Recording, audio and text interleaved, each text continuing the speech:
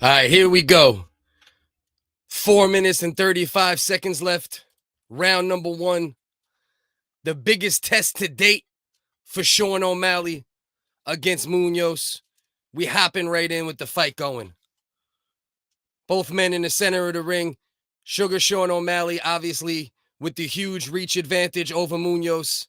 And this is by far the biggest test of O'Malley's career so far. First fight in the top 10, and now we get to see where he really stands against these other elite fighters. Just give me 1 second here because I got to do little bit of housekeeping as I watch this. 3 minutes and 50 seconds left. Couple low kicks from O'Malley. The reach is very apparent right from the beginning of the fight. Munoz fires back a couple low kicks of his own. 3 minutes and 40 seconds left here.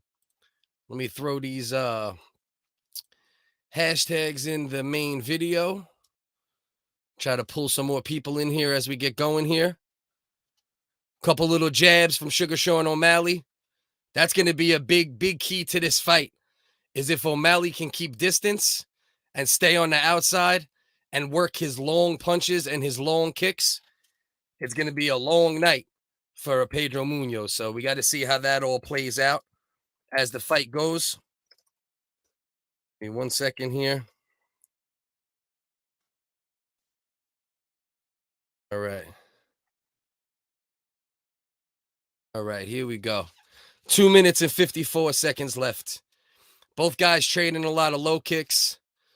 Not too much action. Sugar Sean O'Malley tends to come out and, feel his opponent out. Kind of see where he can land his counters. He does also start the action often, but he is a counter puncher as well. So what do we got here? See who we had waiting. Can't wait. I don't know if this is my man Pete or if this is MilHip. You know what I mean? We'll see. Volk versus Max. I got VOLKANOVSKI. I favor VOLKANOVSKI, but, obviously no guarantees there because the first couple fights were close, especially the second fight. Let me throw these on just in case I got to hear anything. Oh, shit. Just lost the headphone. Okay. Got a break in the action. In unintentional foul by Sean O'Malley. He blocked the kick into his little Brazilian huevos. So we got a little break in the action. But yeah, I favor VOLKANOVSKI, especially after how good he's looked as of late. And oh my God, that was as obvious as a kick to the nuts as you're ever gonna see. Izzy versus Cannonier. Obviously, favor Israel Adesanya. One of, if not the most talented striker in the history of mixed martial arts. But Jared Cannonier is a fucking beast. And if he can put anything on Israel Adesanya's chin, which is obviously not easy to do, there is a chance, obviously, for him to, win. But it's gonna be a matter of how many chances can Cannonier take while also eating and taking in return what Izzy's going to give him as he comes in to land something. If he could take enough damage and get close enough and land something big, Cannonier obviously has a chance to win the fight. But you got to favor Israel Adesanya. So we got a minute left in the first round. Not a lot going on so far. Like I said, the biggest moment of the round was Sean O'Malley kicking Pedro Munoz in his nuts. Aside from that, some low kicks. So far the fight's being fought at Sean O'Malley's range with 40 seconds left in the first round. High kick attempt from Sean O'Malley, blocked by Munoz. Little jab from O'Malley came up a little short. You already know who they got. You know who they bet on. They bet on the right horse. You know what I mean? Here we go. 22 seconds left. Round number one, UFC 276. Sugar Sean O'Malley's doing a good job so far of establishing the distance and the range that he wants to fight at. Pedro Munoz, you could tell he's having a little bit of a hard time getting close enough And Sean O'Malley is being very careful right now, staying on the outside, flicking the jab, long kicks, long punches. You know, keeping Pedro Munoz very much at range at the moment. So we'll see what happens as the fight goes on. If Munoz is able to get in closer and get more in the range that he needs to be in. But as of now, Sean O'Malley is doing a good job keeping the fight exactly where he needs to keep it. All right, give me 1 second here. Let me throw the link in a couple more Discords. I got a little bit of a late start here. Have some family things going on. And, you know, got caught up a little bit. But, you know, that's that personal shit. Keep that to myself. I can't, with all these savages on the internet, we can't even have too many real conversations. You know what I mean? Because you got all these weirdos that got no talent and nothing else better to do but talk about people. But yeah, so got a little bit of a later start than I normally do. But nonetheless, we are here. We're going to give the fight companion for this entire card. Hang out, maybe watch some random shit in between. As of now, my link isn't being great. So might have to look for another link in a second because my link's being a little sketchy. But it is what it is. We do whatever we got to do to make sure we see this shit for free. All right, so here we go. Second round. Sean O'Malley versus Pedro Munoz. Much of the same. Sean O'Malley, long, rangy. And as of now, he's keeping it that way. He's keeping Munoz at a distance where Munoz hasn't been able to establish any striking. Couple kicks got through, you know, a couple low kicks, couple kicks up top, but they didn't really penetrate too much. And that's kind of where we are so far in the fight. You know, as of now, the fight's being fought at Sean O'Malley's range, exactly where he wants to fight. And Pedro Munoz is going to have to do something to change that if he wants to change the momentum.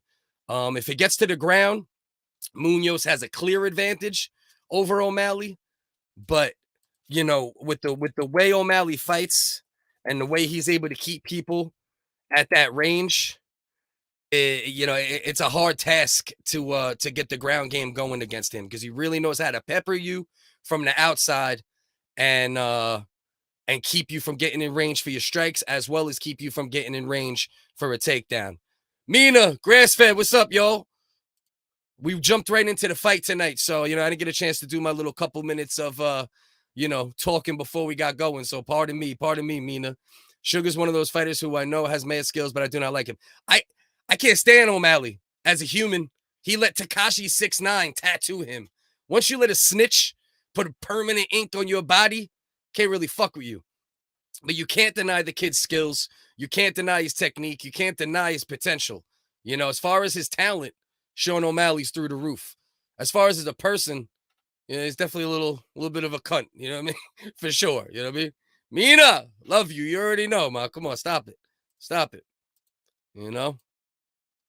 Let's go, grass-fed. I'm here, brother. 3:24 left. Round number 1, much of the same. Sean O'Malley keeping the fight at range. Pedro Munoz just having a hard time getting any closer than arm's distance on him right now. He's over here giving me a shitty birthday gift. Yeah, probably an alt account. You know how this shit goes, Pete. 3 minutes left. Round number 2. Not much to report other than Sugar Sean O'Malley is doing a good job. Okay, nice little inside kick from Pedro Munoz. O'Malley's doing just a great job just peppering him. He's peppering him with that jab and then coming behind it here and there with some combinations. But for the most part, it's jab work and kicks from O'Malley, and Munoz just trying to work his way inside. Little leg kick just landed by Pedro Munoz. 2 minutes and 24 seconds left. Little low kick from O'Malley. Sugar got the reach advantage right now is what's shining through more than anything else. Right now, O'Malley is just keeping him at distance, doing what he wants, and not backing up. He's not keeping him at distance from the outside. He's kind of staying in front of him, but keeping just enough distance where he's in front of him, but Munoz can't penetrate it. So that's kind of where we're at the moment. Big Roy was good. Grass-fed. Roy. I think we just had a little eye poke right there. Was that an eye poke? Yeah, eye poke. So far, 2 rounds in, and the biggest pieces of action so far was Munoz getting kicked in his huevos and Munoz catching an eye poke. So that's where we're at the moment. Let's see it. Let's see. It's obviously not intentional, but that's pretty obvious though. It wasn't that vicious though. It wasn't as vicious as you might have thought by the stoppage, but he did palm his face and catch his eyes a little bit on the way out. So at the end of the day, you got to be better at keeping your hands closed and not, putting your finger in a guy's eyeball. So I actually no, this is actually looking like it's having a pretty bad effect on Munoz right now. The doctor's talking to him. Obviously, as we know, you have 5 minutes to recover, whether it's from a nut shot, an eye poke, and then if you can't recover, obviously, depending on it, it'd be no contest or disqualification. As of now, Munoz ain't looking too good from the eye poke, but he still has 3 minutes and 30 seconds to kind of figure it out. You know what I mean? Grass-fed. I don't know who this is, but hey, it is what it is, I don't like the fact that I got to put the transsexual Pee Wee Herman wrestler's face up every time I put your comment up, but that's all right. It's a rocky road to Auschwitz, and my transsexual wrestler friend, he suffers from bulimia. He's been through a lot. His fiance just left him. So, just have a little compassion, for, for my man, fucking, Pee Wee Herman, Chris Angel. Have a little compassion, Okay, here we go. It looks like they stopped it. They stopped this fucking fight because of the eye poke. There's going to have to be a rematch at some point. Sugar Sean O'Malley and Pedro Munoz are hugging in the corner. No hard feelings at the moment. It looks like both guys understand like this shit happens. You could tell Sean O'Malley did not do it on purpose. Most likely this will go down as a no contest. So fight number 1, as anticlimactic as it can get, unfortunately. Let's see this. That didn't look like much of an eye poke, though. I'm not going to lie. Let's see this real quick. Let's see. Nah, when he put it in, yeah. At first, it looked like he just kind of mushed his face. Sean O'Malley versus Munoz. My man right here. Cameron Doyle. He kind of looked like he just mushed him at first, but you can see on the initial mush, the 1 finger, 2 fingers did kind of go directly into the eye. So, unfortunately, this fight's going to go down as a no contest, I believe. We'll wait for the official decision in a minute, but you could definitely tell that that Munoz was very much affected by the eye poke almost immediately, and we could say whatever we want and cry about the fight being stopped over the eye poke, but at the end of the day, we're not in the ring with him, and if you catch a finger in your eye, it is what it is. If it's affecting your vision and you're fighting a striker as talented as Sean O'Malley and you can't see out one of your eyes, your best bet is probably to pull out of the fight, if we're being real here. Let's see. No contest, I believe. Let's see what we got. A no decision. So a no decision. Sean O'Malley, we were almost 2 rounds in. Sean O'Malley would have been up 2 rounds to nothing at the time of the stoppage. Not that he was doing anything spectacular, but he was winning the fight. You seen the skill disadvantage to a degree. The skill advantage for O'Malley, the reach advantage, and he was taking advantage of it, staying on the outside, shooting the jab, shooting the kicks, and at the end of the day, it's a no contest. So who knows? We'll see if the fight gets remade. Oh, shit. Mel Gibson in the building in the UFC crowd. Valentina Shevchenko. Let's catch up on my comments here. You know what I mean? Yeah. Listen, man. Listen. You see tranny face in the bottom right? That's my Chris Angel, man. Leave Chris Angel alone. Listen. Sometimes straight guys sit on the internet and stick things in their butt. Sometimes straight guys stick things in their butt on the internet. And who are you to judge people? You think if someone sticks something in their butt, they're gay? Of course not. Just happens sometimes. Which straight guys do sometimes. Yeah, that is a shame, man. That is a shame. I really wanted to see how that fight would shake out. You know, I have a feeling, you know, it looked like it was going to be a lopsided decision for O'Malley. Like he was just going to be able to kind of do what he wanted to do from the outside.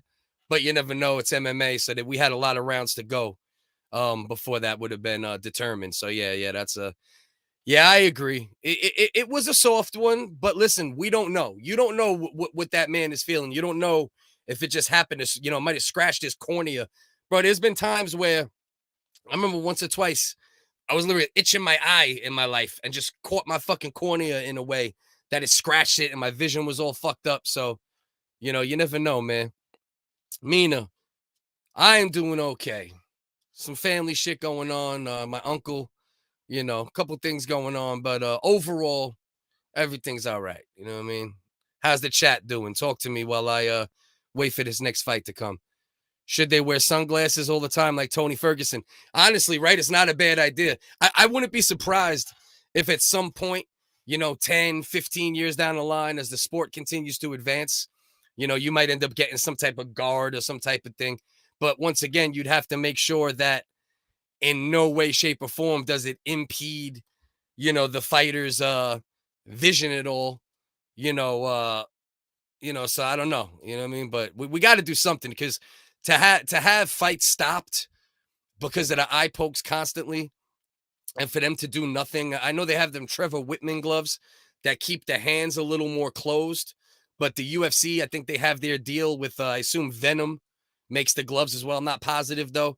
And they don't seem to be open to the thought process of using a different type of glove as their, you know, as their constant, you know, accepted glove. So something's got to be done because it's a goddamn shame to lose out on seeing how great fights would play out at times due to eye pokes. You know, we lost some good ones lately. You know, this fight, we didn't get to see how it would finish. We had Leon Edwards versus Dariush, was it? Right? I believe it was Dariush. I could be wrong. Yeah, I believe it was Leon Edwards versus Dariush. We didn't get to see how that one would have played out if it would have continued. And yeah, Leon Edwards was up a round and a half, 2 rounds. Sean O'Malley was up 2 rounds, but that's 2 rounds. There's 5 rounds. You know, if it's 4 rounds in, a little bit of a different story, you know? Liv Morgan beat Ronda Rousey for the SmackDown Championship tonight. I would do her if I wasn't gay. Yeah, I bet you would. So they let Ronda lose, man. That's fucked up, man. Let my girl Ronda lose. I am well. I'm glad my man, yeah, straight. I mean, come on, man. Listen, I'm getting tired of this. MilHip, just because you stick things in your booty hole on the internet, on a live stream, that doesn't make you gay. And I'm here to defend you. Okay? So don't let them talk about you like that, man. Sriracha, hot sauce, squirted up your booty. It's the straightest thing I ever heard. Personally, if you ask me. My man Nick, my Linelli was good, brother. Was good. I'm hoping to get some work in with you guys soon, man. But things been man, it's so hard, man. I can't wait till the kids are back in school and the schedule is just wide open again. I'm telling you. Yeah, but why not at least wait the 5 minutes? Yeah, I agree with that. It is a little weird and a little annoying that they stopped it prior to the 5 minutes, but maybe the doctor determined and Munoz determined that it was bad enough that he couldn't continue. But I do completely agree with you, and it would have made a lot more sense if they would have at least waited the full 5 minutes. You're not lying on that one. My son been sticking things in his butt since he was 10. True story. I bet. That's why it's ironic when you hear him call other people gay and, you know, try to say other men are feminine when this is the guy that cross-dresses and sticks things in his booty. So it's kind of ironic. Usually the cross-dresser who sticks things in his booty hole, it might be the gay one in the room. You know what I mean? Just, you know, future reference, you know, for those that don't know. Mel Gibson never liked Danny Glover. Why? Is that true? Is that a true story? Did they never get along? Now you're going to have me Googling shit while I'm supposed to be watching fights, bro. What are you doing to me? I'll tell you one thing, my link is popping fucking here and there, and it's driving me crazy. I might end up having to look for another link in a minute, because like every couple minutes, I'm getting a little bit of an issue. Yeah, I agree. Why not wait the 5 minutes? That is a good point. That is a good point, my friend. I don't know why. Maybe like I said, the only thing you don't listen, the only thing we can hope for is that there was no fuckery afoot, and that the doctor seen something that we could never see because we're not a doctor, or the fighter felt something that we can't feel because we're not in the ring. But yeah, you're right. I don't know why they didn't wait the 5 minutes. Man, went to Buffalo Wild Wings to eat before. That shit's expensive as fuck, and the sauce game was a little bit slacking. I make some good. I'm telling you, I make better sauces at home, man. I don't know if I'm ever going out to eat at Buffalo Wild Wings again, man.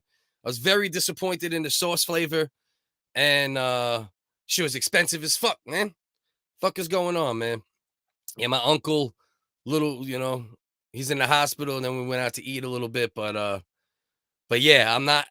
I don't know about Buffalo Wild Wings, man. They might get the chop after that shit. She was like $40 for 30 wings or some shit. Come on, man.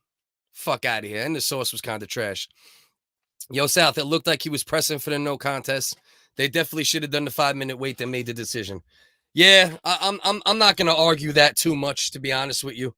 You know, it was only about 2 minutes in to the 5-minute allotment, and they definitely could have waited a little longer. You know. Oh, you're having a barbecue tomorrow? I'll see. I'll see if I could talk wifey into going, man. We've turned into some severe homebodies in the last couple years, you know what I mean? But yeah, I'll see. Maybe I could pop by for an hour or two at the very least. But yeah, I agree. Nikki. I think me, you, and Grassfed are on the same page. A little bit of a weird stoppage, and snitches get stitches. That they do. My favorite transsexual Peter. Did I say Peter? No, my favorite transsexual Pee Wee Herman wrestler. And you know what? Let me tell you this, MilHip. Don't let people talk you out of being gay if that's who you are. If who you want to be is a transsexual wrestler with an eating disorder who spins on office chairs and sticks Sriracha in his booty hole, I'm here to tell you that's who you should be then. That's who you should be then, MilHip. And you shouldn't use your new name. You should use your old name, MilHip. When everybody was just calling you a goofball and kicking you out of their circles on the internet, stick to who you really are. The doofus who makes videos about forks, sticks Sriracha bottles up his booty hole, spins on a chair, cross-dresses, and wears lipstick. I support you. It's 2022. We should support all our transsexual live streamers. So we're here for you here at citydon'tsleep.com. We are. We're here for you. So here we are now. Ruthless Robbie Lawler, the legend. How this man is still fighting.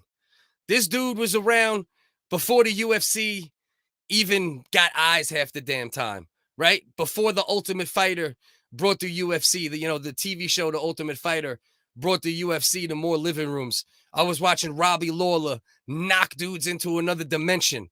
And then, of course, he left the sport for a little while, or went low-key for a while, reinvented himself a bit, became champion, fought the best in the welterweight division since he's been in the sport. Any division, any fights that he's been in, for the most part, have been against high-level fighters, and he's either knocked them out, went to war with them, or took a couple losses.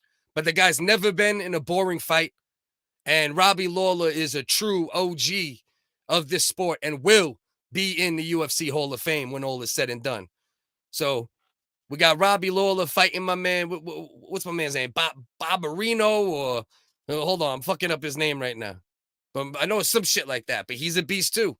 High volume. These are both high volume, high output, high aggression, high violence fighters that are stepping into the cage right now.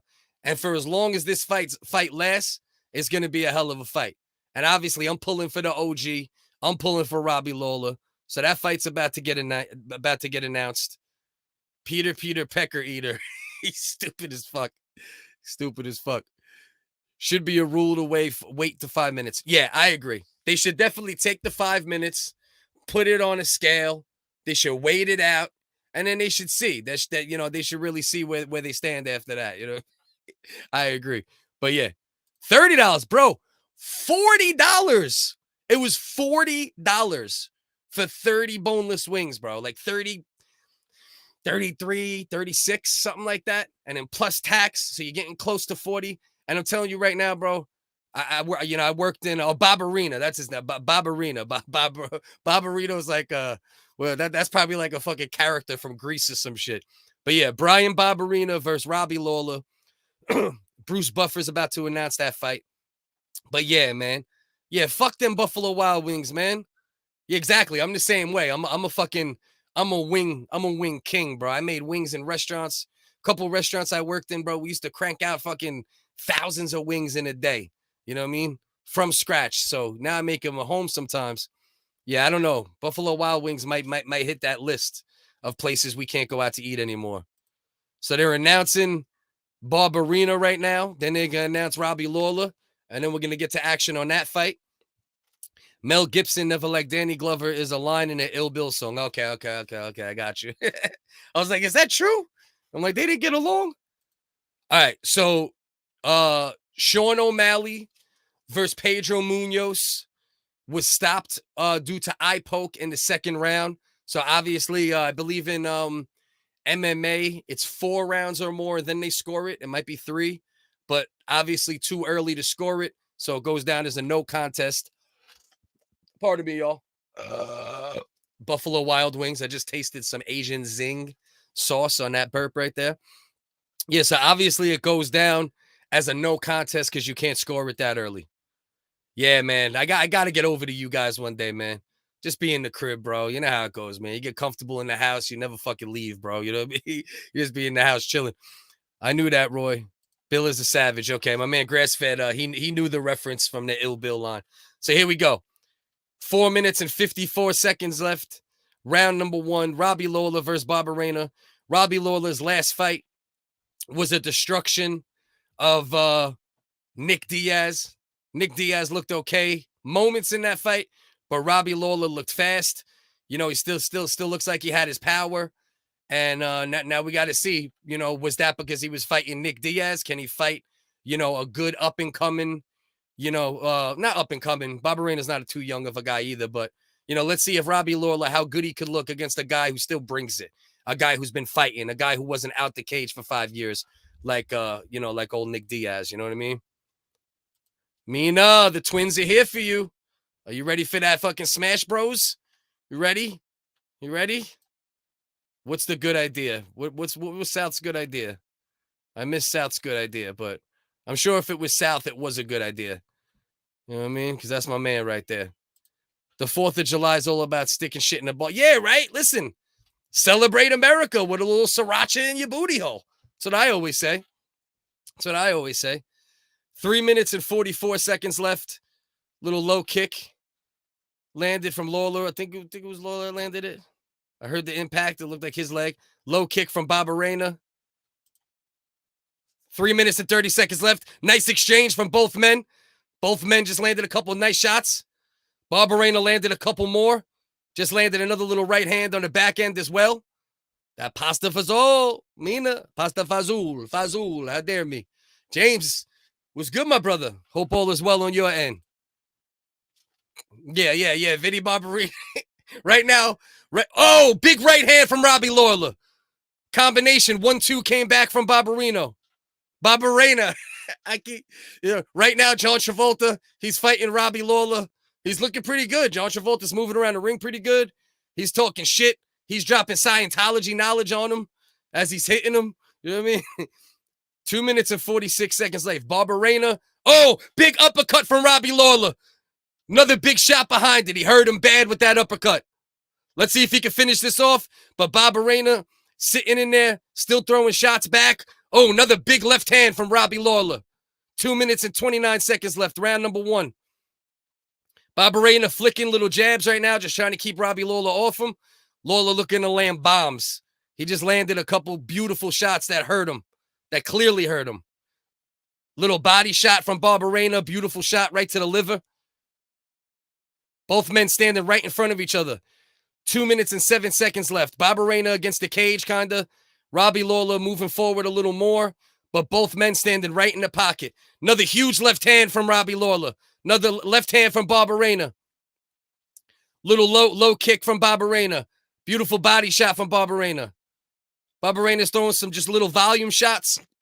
Little pity pats.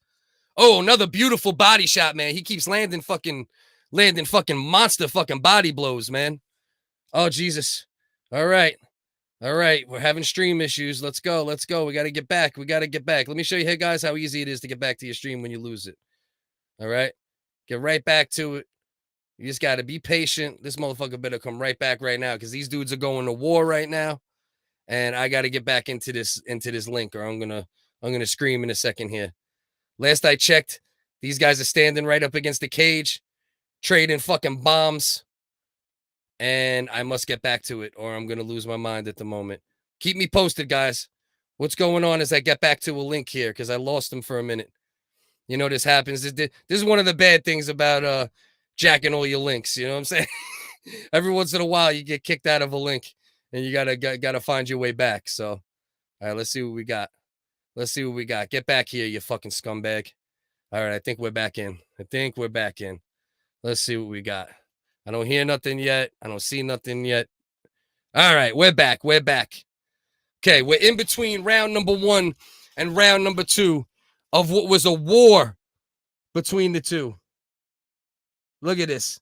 36 for 162 from Lawler. 60 of 190 from Barberena. Hell of a fucking first round. Barberena was nobody to sleep on. He's a fighter that throws down. Going to be a fast-paced, quick fight. I believe no more than 2 rounds. Yeah, I can see that. I don't think that there's no way in hell this fight's going the distance. Not after that fucking first round. Jesus, man. Fucking war. Let's go. $40, bro. $40 for 30 goddamn wings. Fuck we got going on here. Fuck you, Buffalo Wild Wings. All right, here we go. Round number 2. 4 minutes and 45 seconds left. Barberena, I keep calling this motherfucker John Travolta. Barberena, first round. He landed more shots, but there was a lot of pity pats in there. Robbie Lawler landed more bombs, landed more shots of significance. This is one of the rare, this is why you can't always look at punch stats, because you got to look at damage done, not just amount of punches landed. 4 minutes and 20 seconds left. These guys are right back at it. Standing right in front of each other. Barberena's kind of giving him pity pats in between. And then Robbie Lawler's landing bombs. He just landed another beautiful left hand. Beautiful jabs up top. Another beautiful jab. Hard, stiff jabs from Robbie Lawler. Barberena coming back with, another big right hand from Robbie Lawler. Looks like he hurt him again. 3 minutes and 56 seconds left. Another right hand, short right hook from Robbie Lawler. Little kick from Robbie Lawler up top at the left hand. Another right hand from Lawler. Lawler's putting shots on him right now. 3 minutes and 43 seconds left. Round number 2. What's been a brawl so far between Lawler and Barberena. Barberena. Robbie Lawler's left hand is looking crazy tonight. Barberena hasn't seemed to hurt Lawler yet. And every time Robbie Lawler lands one of those bombs, you see it affect Barberena. And so far, that's the difference. We got to have a wing off, me, you, and Nick one day. We'll let the audience decide, you know what I mean? We'll send them. We got to refrigerate yours, though. Yours are coming from Australia. You know what I mean? 3 minutes and 8 seconds left.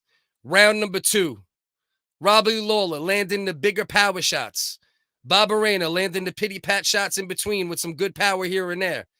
But as of now, Robbie Lawler definitely has the advantage in this fight, in my opinion, even though the stats are going to show you that Barberena has landed more. But once again, it's not only about strikes landed. It's about what kind of damage did the strikes do when they landed, you know? So let's see what our transsexual wrestler friend is saying. I'm thinking about sticking an M80 up my butt for my 4th of July stream. Maybe I could get Adam or Robbie to light it with a match in their mouth. Listen, that sounds very on brand. That sounds very on brand, man. And like I said, we support LGBT here. So if you guys like LGBT podcasts that got a lot of influence from Pee Wee Herman, look for MilHip. MilHip's stream. You know what I mean? You're starting to get more viewers than me. Congrats. Yeah, I appreciate it, man. 2 minutes and 4 seconds left.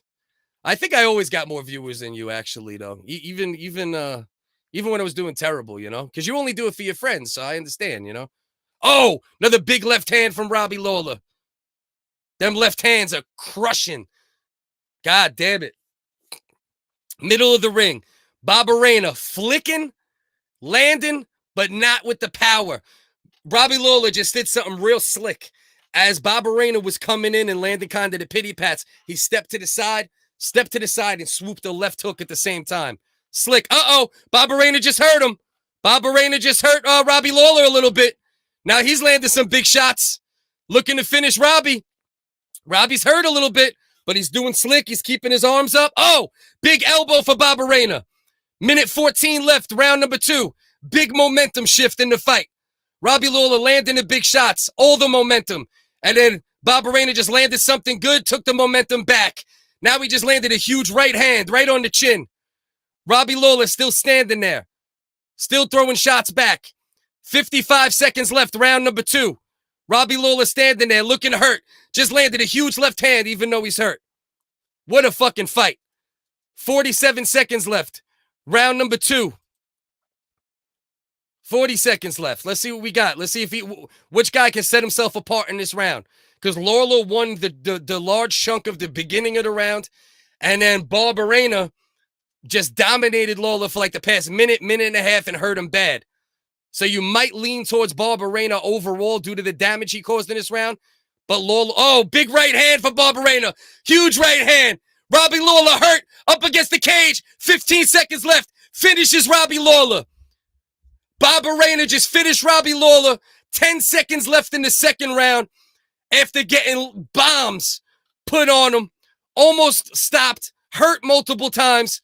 Collects himself and uses both tactics, right? Barberena started out using the Nate Diaz shit, right? A lot of volume, just little shots, just touching, right? And then, boom, turned up the power. Once he turned up the power, landed the shot on Lawler. He had Lawler on shaky legs for about a minute and a half, and then he was able to land another power shot, and it was too much for Lawler. He ended up getting rocked and finished with about 10 seconds left in the second round. Holy shit. What a turn of momentum, man. Oh, yeah. These are true stories, Nick. These are true stories. I'm not making this up. There is footage of this person sticking a Sriracha bottle with the point. And you know how Sriracha bottles are, right? They're not like the average hot sauce bottle, right? They got that extra point on the end. So you know that shit's giving you extra sharp penetration. And then he spins on a chair, puts it up his butt, makes Pee Wee Herman sounds and spins. You know? Hell of a live streamer. You know what I mean? You know what I mean? Don't act like you ain't tried it, Nick. Don't you fucking lie. Nick fills up the Sriracha bottles with marinara sauce. That's how he does it. So here we go. 2 fights in. 1 fight that was very climactic, stopped with a no decision. And 1 fight that was a war until the stoppage. Barberena gets the big knockout win over Robbie Lawler.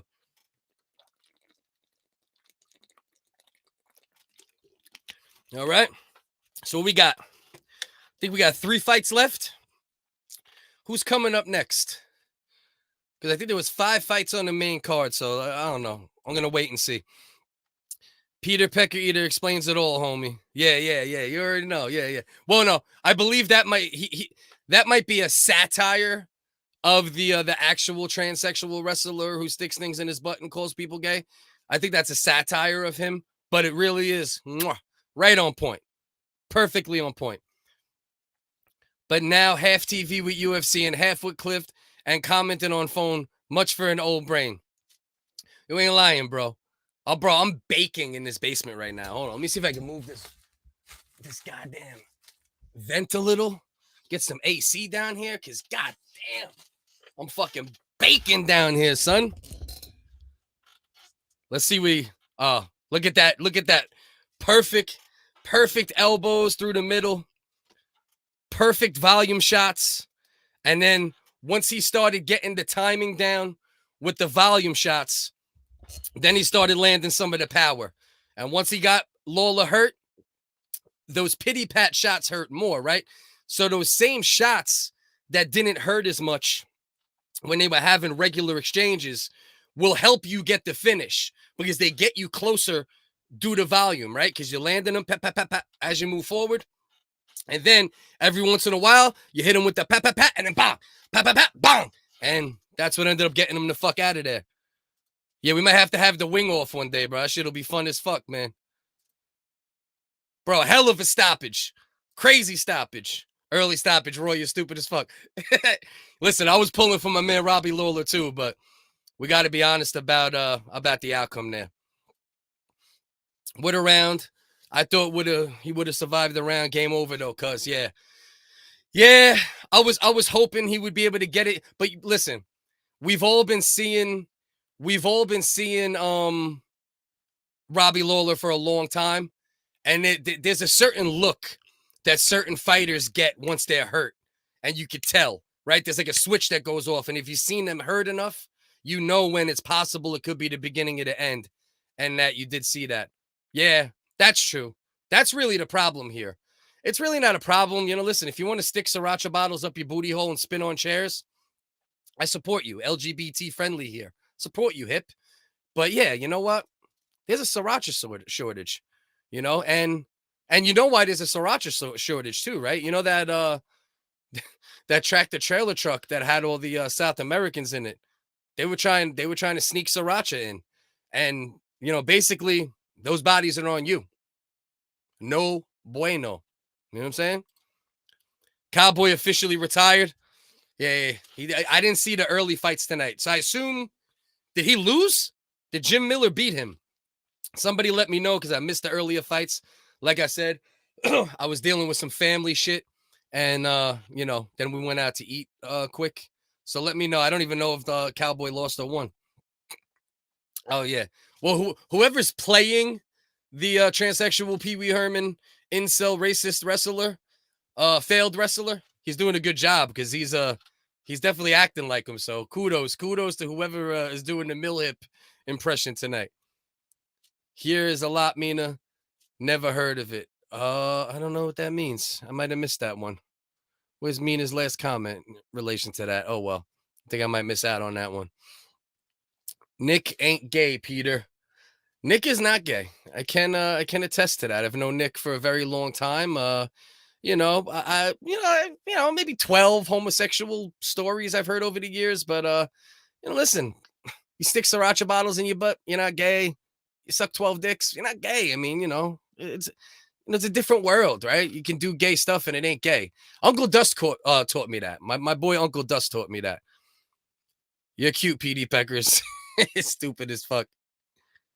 Who? Wait, Mike, you can't call me right now, Mike, I see you're calling me.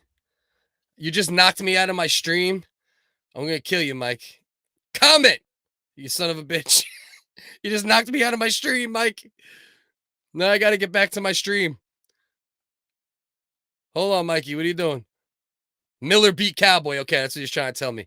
Damn, so yeah. Yeah, you know, and I like Jim Miller. And I've always been a fan of Jim Miller as well.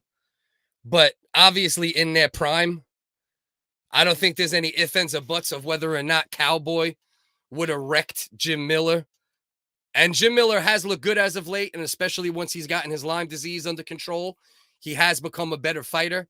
But yeah, if Cowboy Cerrone, who's been doing nothing but fighting the best in main events, you know, for the past decade, just lost a fight to Jim Miller, it probably is a time to hang it up. So, you know, shout out Donald Cerrone, absolute legend of the sport. We should celebrate that man. Second most wins in UFC history, because Jim Miller and him were fighting tonight for who would end up having the most wins in UFC history. But second most wins in UFC history. I believe most leg kick finishes, head kick finishes in the history of the UFC. Absolute legend.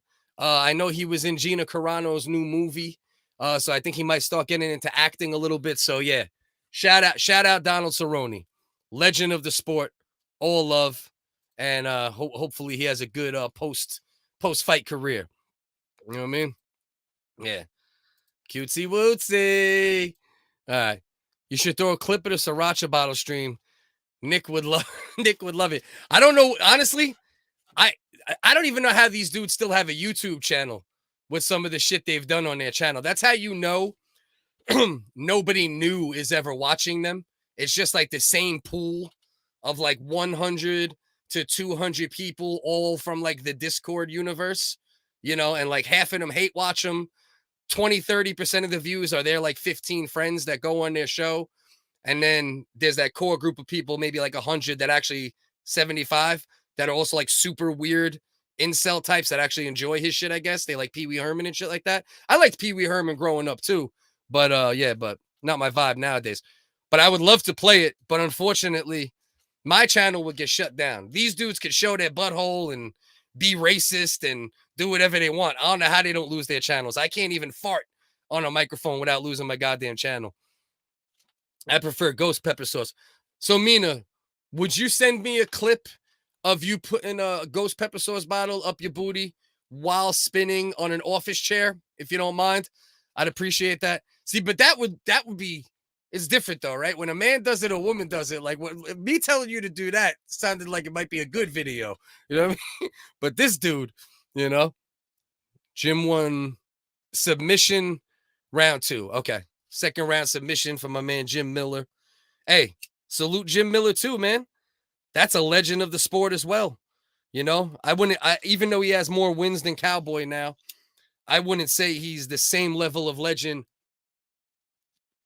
that Cowboy is, but you got to celebrate Jim Miller as well and give him credit and be happy for him. And like I said, since he's gotten his Lyme disease under control, he's been a much better fighter in the past 2, 3, 4 years. Exactly. Yeah, exactly. Yeah, he should be good. He should be good. I think he'll have a good post-fight career. That's my guess. Oh, that's what we got coming up next. Sean Strickland versus Alex Periera. Alex Periera, former kickboxing champion.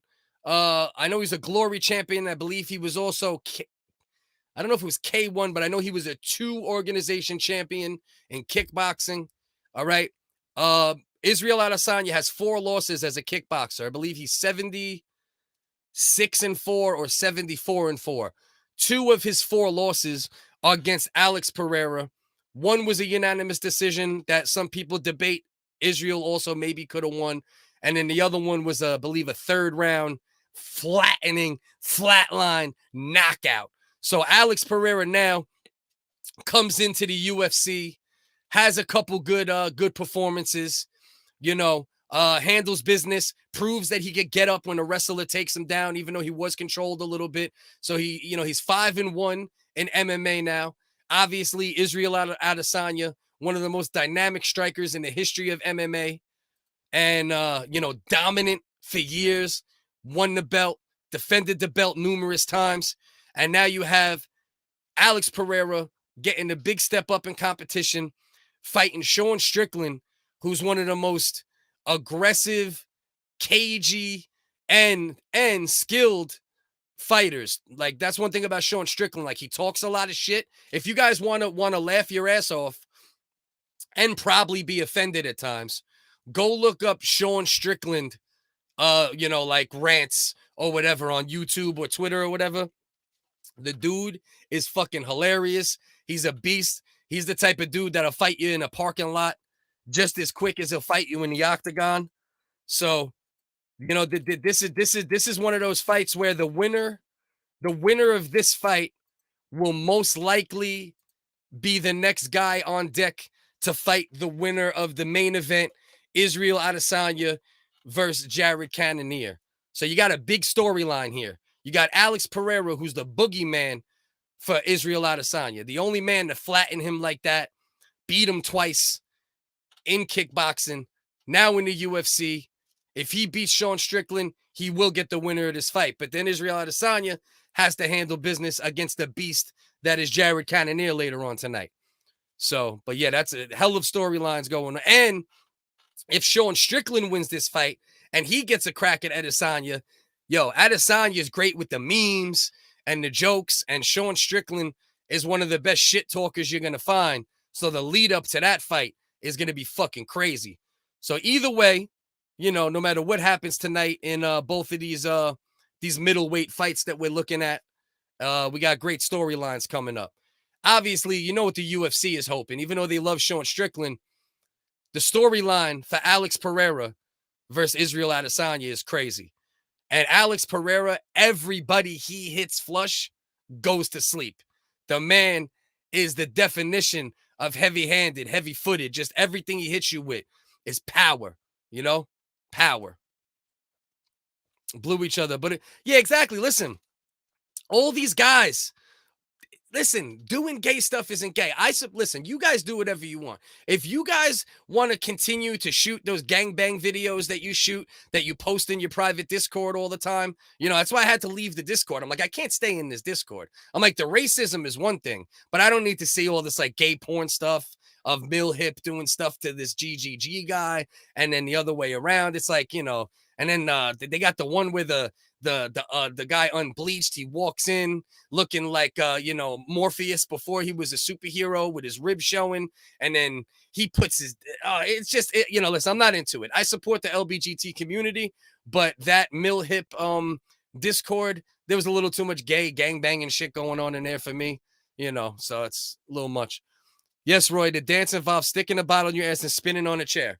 Yeah, and you got, and while you spin on the chair, you have to make like guttural Pee Wee Herman noises. You know, you have to be like, what is it? What was Pee Wee Herman shit?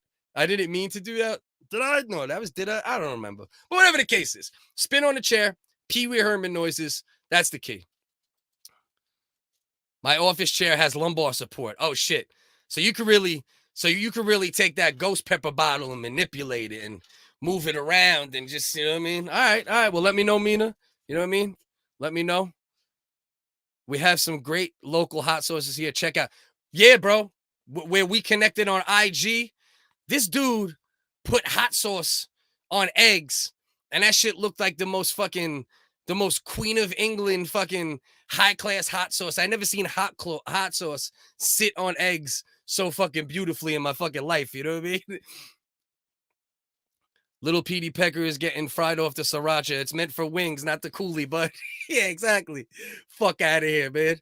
Nick, can you believe these weirdos on the internet actually like believe they're somebody's too? Like, you know what I mean? If you put 7 incels together, maybe you got a half a focus. You know what I mean?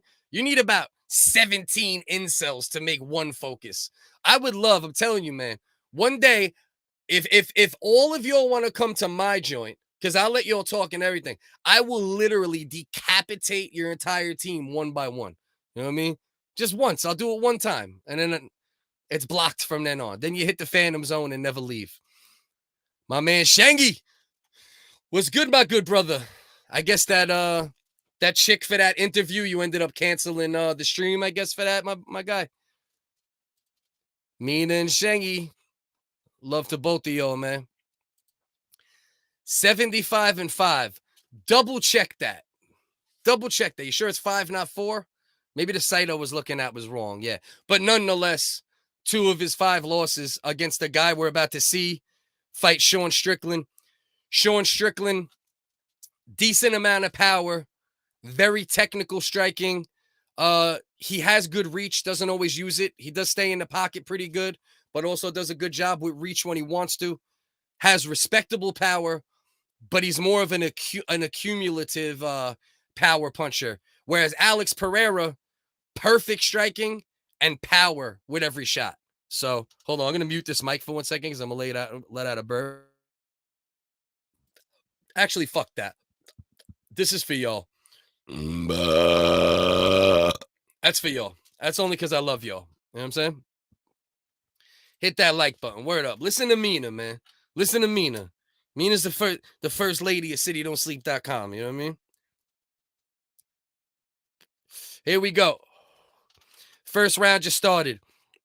Alex Periera, a couple little low kicks. Then came with a kick up top. You know what I mean? You stupid as fuck. Oh, man. Both guys standing in front of each other for the most part. Sean Strickland is actually the guy moving forward. doing more of the stalking. If the fight goes to the ground, Strickland has the clear advantage. If it stays on the feet, I can't say that Periera has a clear advantage until I see what his power does against Strickland. Because I think Strickland might be as good of a striker from a technical standpoint, but I got to see the power differential before I say who really has the because if Strickland can handle Pereira's power, then it's a little more even on the feet as well. But I would have to say that that easily Strickland has the advantage on the ground. There's no debate there. Yo, Cesar Perez, my good brother, I appreciate you, man. You've been very consistent coming to check in, even if it's only for a minute here and there. And I thank you. And I thank you, my good brother. My crown is on Alex here, but I haven't bet on the fights tonight. Yeah, I mean, listen, we got to see what happens. Right now, both guys landing some decent shots. Nobody has landed anything significant yet. Got some low kicks mixed in with some striking. Both guys being very, very technical, not really letting their hands just fly.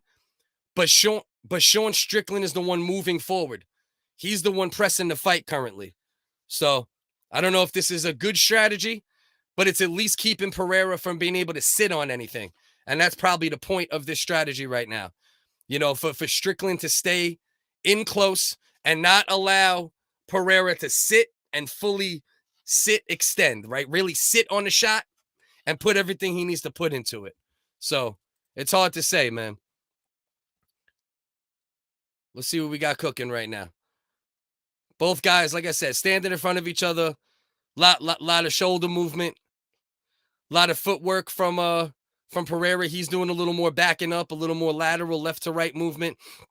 Whereas Sean Strickland just kind of moving forward, flicking jabs. Little jab from Sean Strickland. Jab to the body from Alex Periera. Oh! Alex Periera landed a left hook and then a right hand and just finished Sean Strickland in the first round. Sean Strickland just stood up, drunk as fuck, couldn't walk. Alex Periera can do exactly what we thought he could do, and that's knock anybody the fuck out. This guy has power like you don't see. This is generational power, and it's a shame that he took so long to go to the UFC. Because imagine what this dude could have done if he would have went years later. Sean Strickland got clipped with a perfect left hand. And when I say perfect, I mean perfect. Stood right in front of him. Sean Strickland was moving forward. Did not have his hand in the right place. Right on the chin. Perfect step. Wow, what a fucking punch, man. When I tell you, you do not get any more picture perfect when you throw a left hook. There's no more perfect punch. No more perfect punch. He stood directly in front of him. He looked like Sean Strickland looked like he was trying to parry his right hand. He missed the slap down of the right hand. Alex Periera was able to avoid it, stepped into it perfectly, picture perfect left hook right on the edge of the chin. Not even the full chin, just the edge of the chin, knuckles on chin. Tried getting up, hit him with another right hand for good measure. Referee steps in, stops the fight. Alex Periera is a fucking animal. Alex Periera is a different kind of power puncher. Sean Strickland has never even looked even slightly buzzed, and he just got destroyed by a left hand. And now Sean Strickland is standing there sick, dejected, head down like this. Listen, he should have went for the takedown. You know, we seen Periera get dominated with some takedown game, you know. I know you are, but what am I? I know you are, but what am I? Oh, I put the Sriracha bottle up my booty hole, and I spin.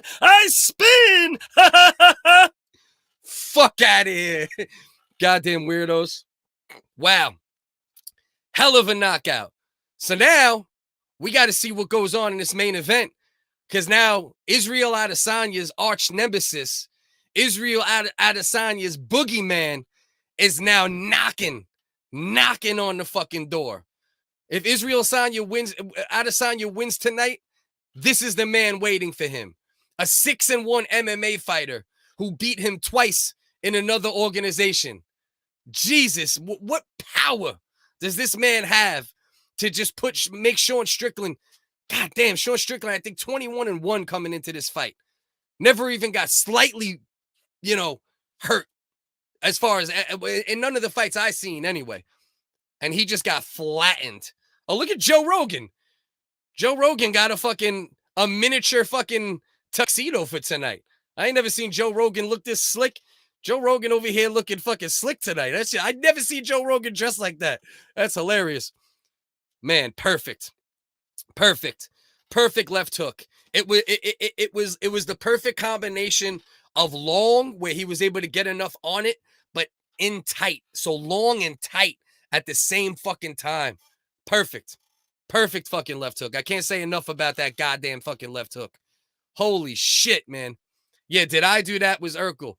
But what was Pee Wee Herman shit? He had something along those lines. It was like, I meant to do that. I can't remember. You know what I mean? Hot sauce and eggs. Hell yeah.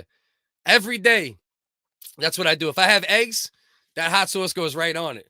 But I got that like $7.99, you know what I mean? ShopRite hot sauce. You got that fucking, $22.99 fucking ostrich egg Australian fucking black mamba fucking mix. You know what I mean? My man Shangy. What's good, my brother? Hope all is well on your end. Hope you had a good stream last night and all was good. I know you said it got a little messy, but that's what happens, bro. When you try to stick to a subject and you have 2, 3, 4, 5 people talking, it's hard, Shangy.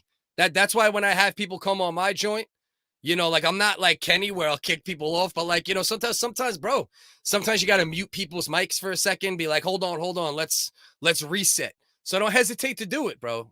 Take charge of the panel, especially if you're trying to get like a real subject across. Don't be afraid to take charge of the panel, brother. You know what I mean? That's your show. Rock it how you deem necessary.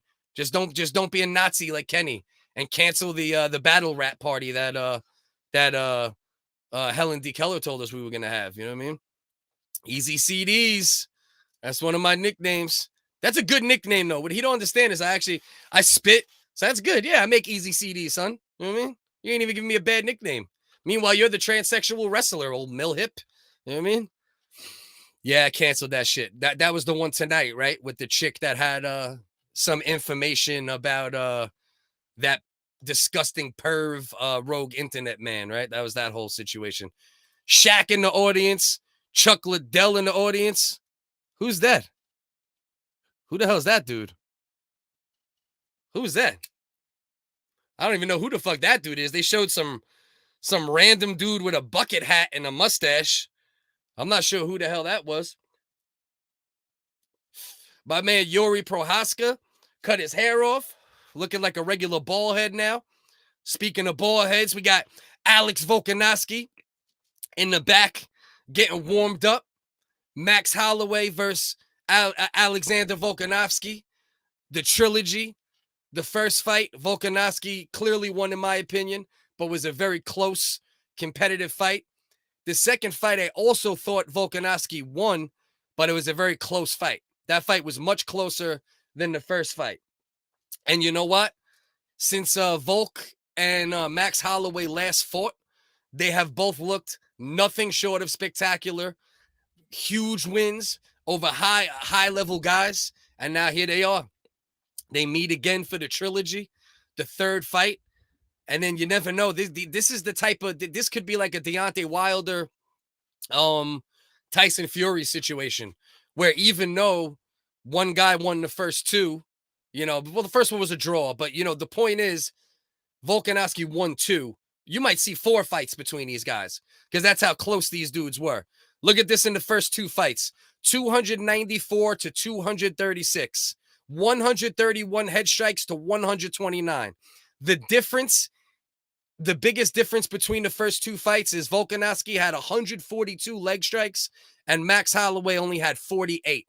And Volkanovski also had 3 takedowns.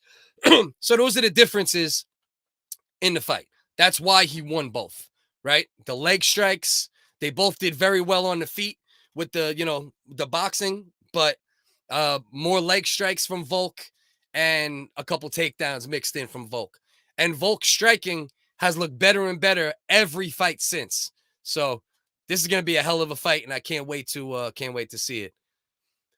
Good evening, Carolina. Live from Brazil. What's going on, mama? I hope all is good out there. Mina is not a dude. Mina, well, I'll say this. If Mina is a dude, then she got a great voice coach. She got like the #1. Maybe she has your voice coach, MilHip.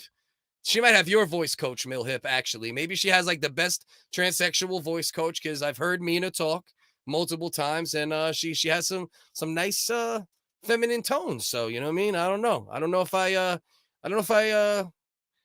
like that accusation there, to be totally honest with you. Pete saying what's up to Carolina. Just saying hi, leaving my thumbs up. I appreciate it. It's all love. We'll take any support we could get. I know you always hang out with us for long periods of time, but I know it gets late. Do a lot of my streams late. Carolina, don't forget, tomorrow at 11 a.m. on the @StillVinsane. It's going to be on this YouTube channel. Still Insane.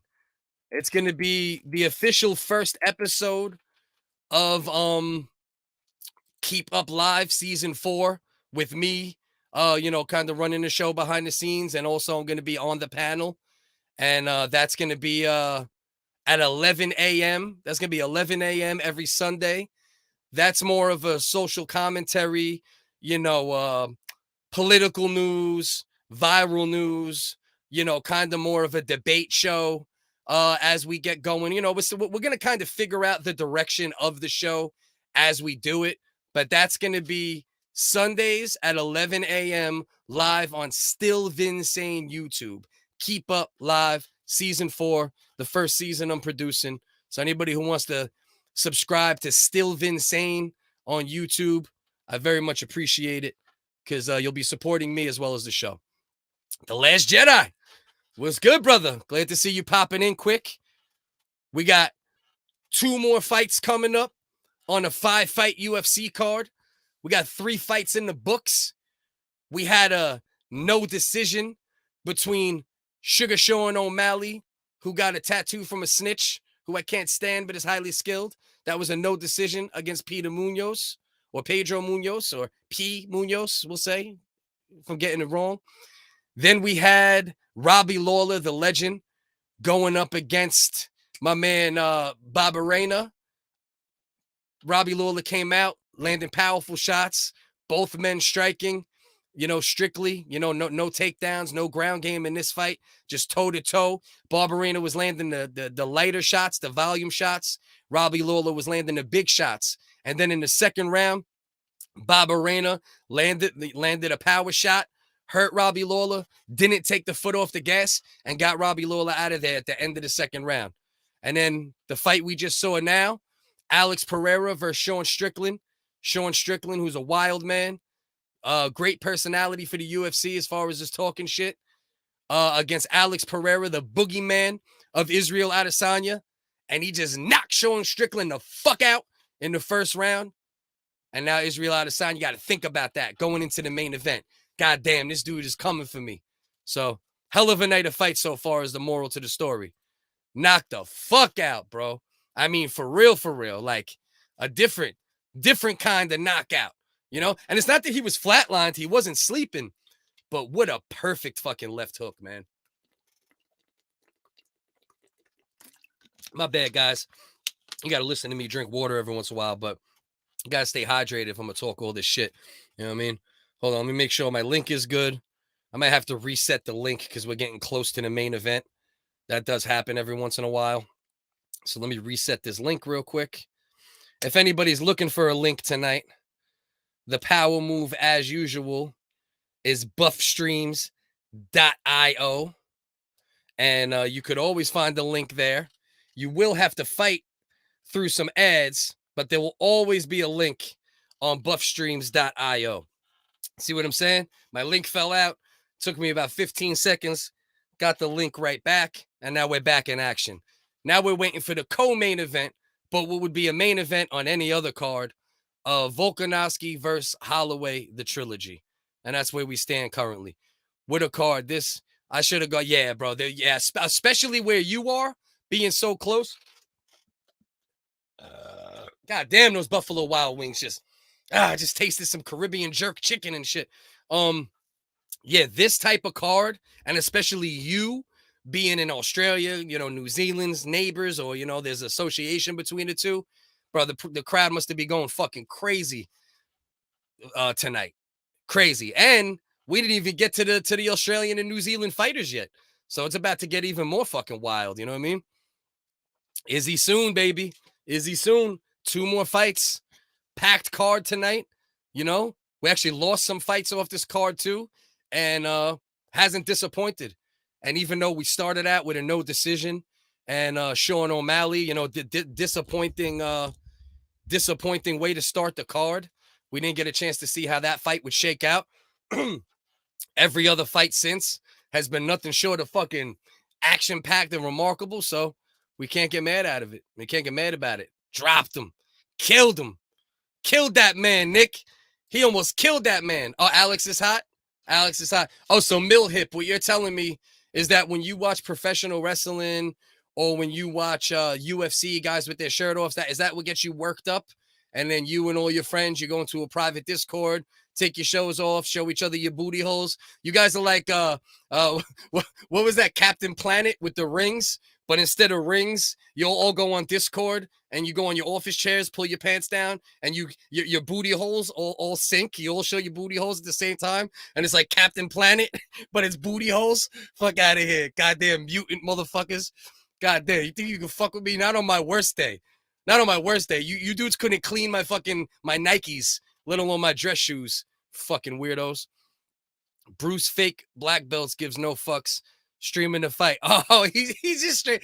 Yo, I tried, bro.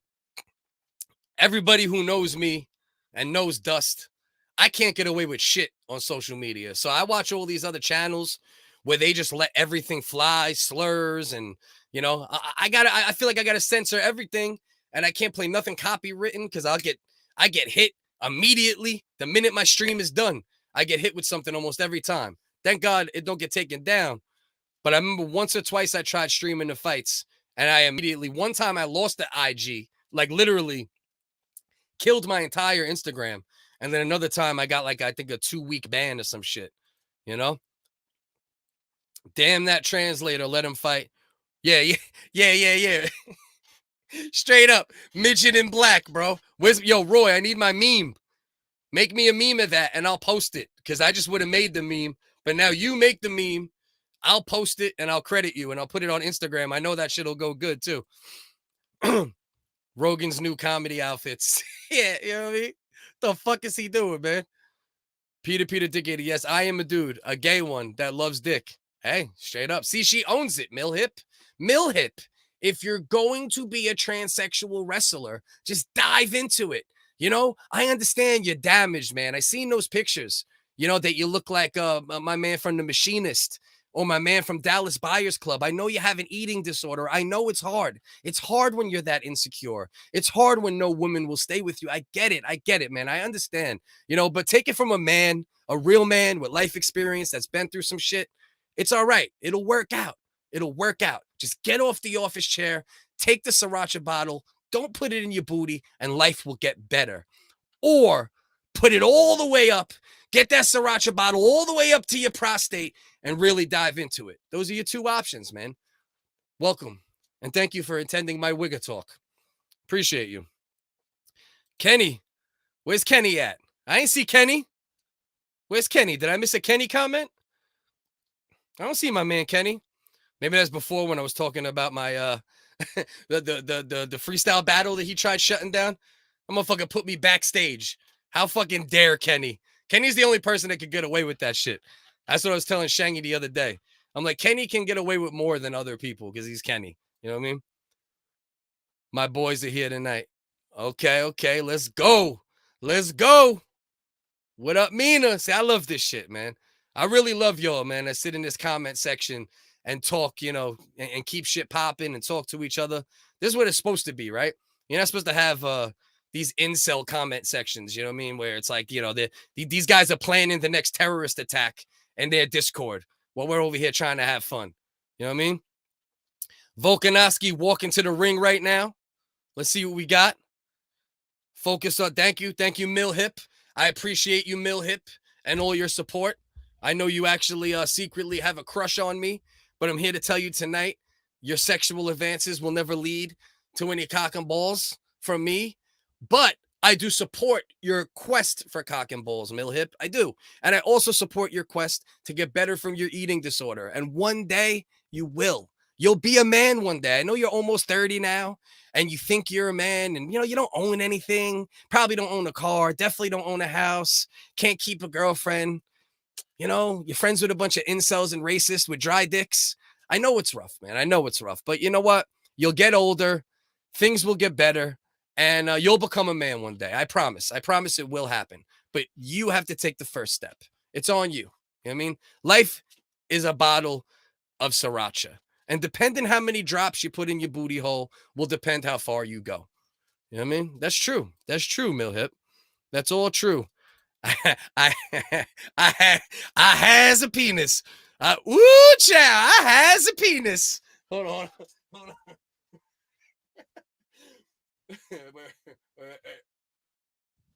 Ooh, child, I has me a penis. Ooh, child, you want to see my penis? Ooh, child. All right.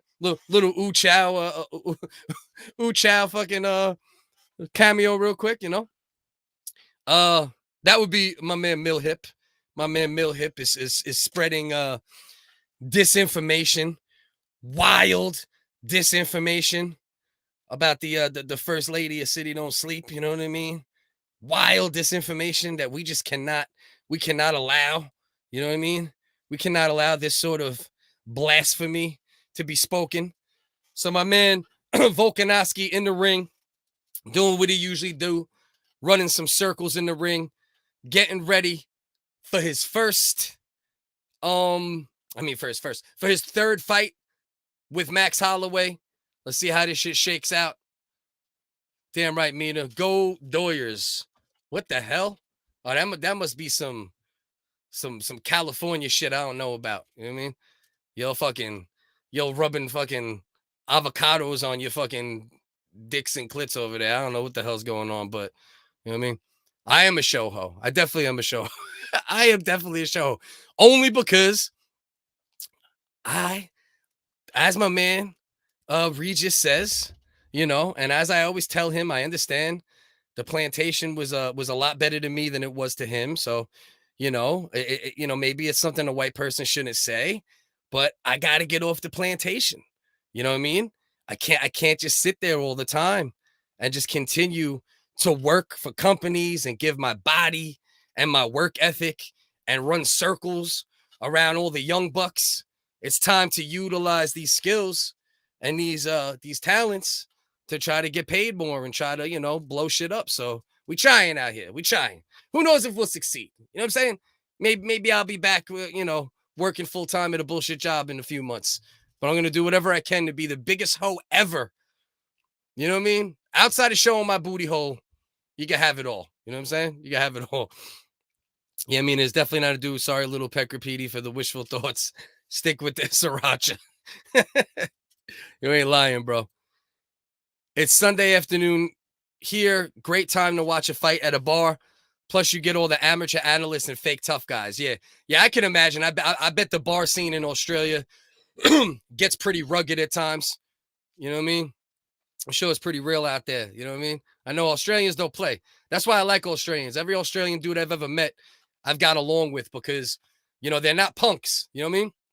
And people who know their physical prowess and they know what they're capable of if it comes down to those situations, you don't need to act, you know what I mean? You don't need to act like a tough guy. Like you said, those are the fake tough guys. And then you have the real ones mixed in with them. You know what I mean? Booty holes. Focus grew up with black people. Uh, I had a very mixed growing up. You know what I mean? Like when I was young, I lived in super duper duper the whitest of white neighborhoods. You know what I mean? Like white, like damn near white trash, pretty much neighborhoods. And then as I got older, I was kind of in the middle. And then I ended up being the minority in Black and Spanish neighborhoods for a good chunk of my life. So I was able, you know, I kind of got all experiences, you know what I mean? From being called a wigger to being in the hood, you know what I mean? Fucking, you know, being the only white boy. So I kind of got a lot of it. Man, I'm not even sure if whoever is running this troll account tells me who it is on Discord or something and lets me know, and then I know it's you. Yeah, of course I'll make you a mod.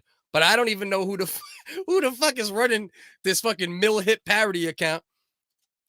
Oh man, they're the worst. They are the fucking worst. You are a mod.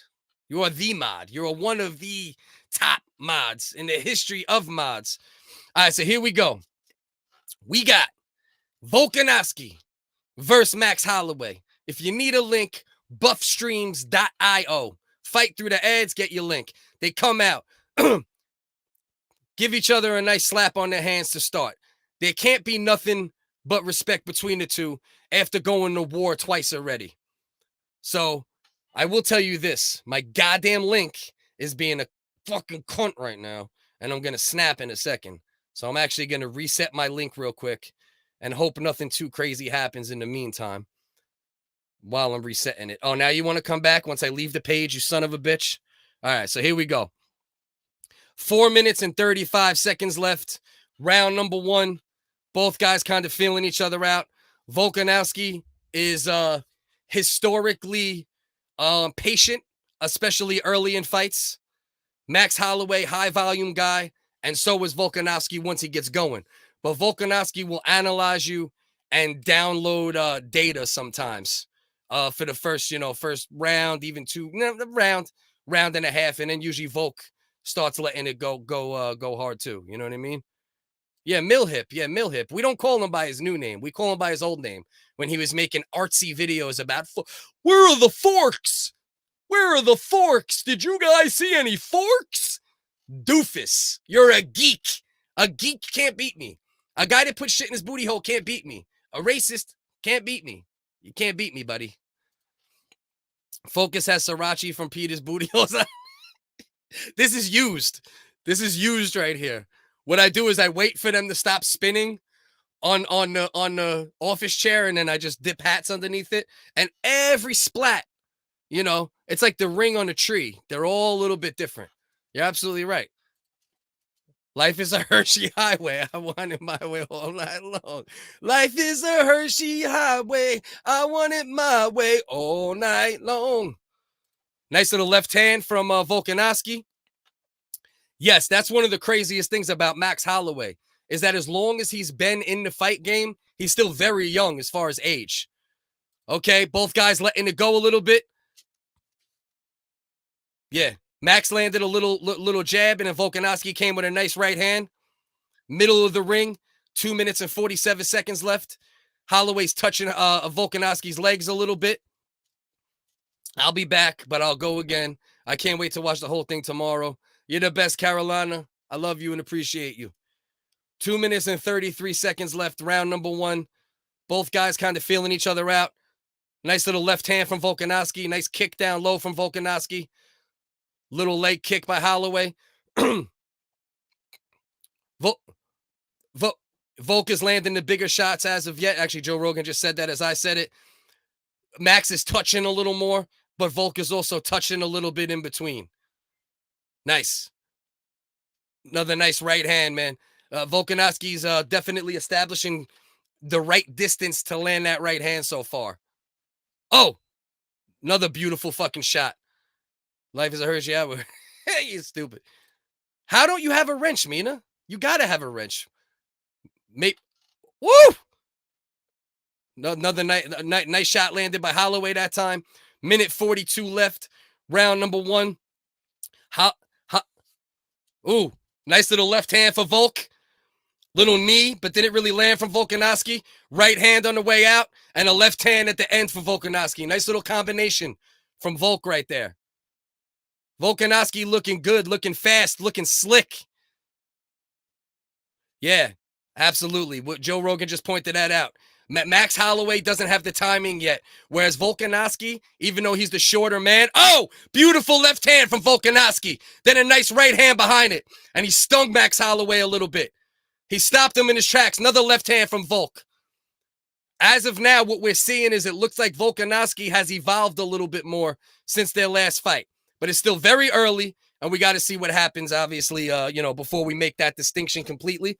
But as of now, Volkanovski, he's got the timing down. He's got the distance down. He's landing the bigger shots. And Max Holloway is having a very hard time getting the range and finding the proper distance and range to really catch Volkanovski with anything significant. We got 24 seconds left on my clock. Nice exchange in the middle of the ring.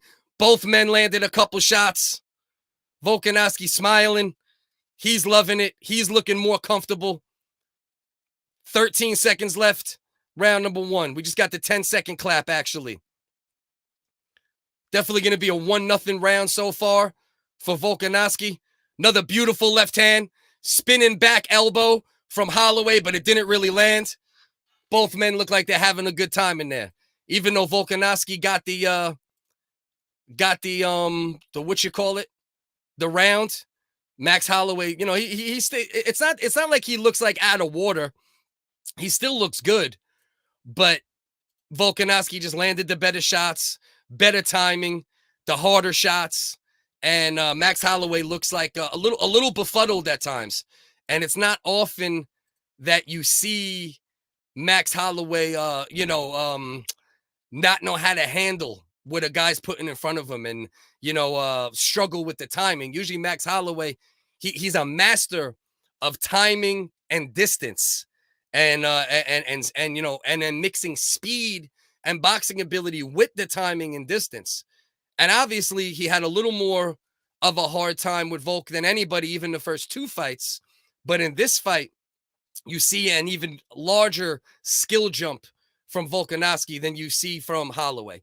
Holloway still looks great, but Volkanovski looks like he's added more tools to his box since the last time. And when I say tools to his box, I don't mean Sriracha bottles in your mailbox, your booty hole. I mean his fight toolbox. You know what I mean? Maybe. Hey, listen, I support Nick if that's what he wants. If Mike, his twin brother, wants to also jump in, like I said, I support the LGBT community, man. I support you. I support all transsexual wrestlers from here to Canada. I really do. I really do. So, we're here for you. You know what I mean? 10-9 Volkanovski. Completely agree, my man Roy. Ooh! See, Max just caught Volkanovski, and then Volk caught him with a beautiful right hand at the end of it. Volkanovski is doing such a good job of not standing in front of him, but doing very slick things to get a little bit to the left and land something, a little bit to the right and land something. Just subtle footwork. It's not big footwork. It's sliding footwork. And that's the difference in the fight right now, is that Volk is doing a great job of fucking sliding and getting to perfect positions to land shots. 4 minutes left, round number 2. Decent little right hand for Holloway. Both of them in the back right corner of the ring. Now kind of swinging a little more towards the middle. Oh, another big right hand for Volkanovski.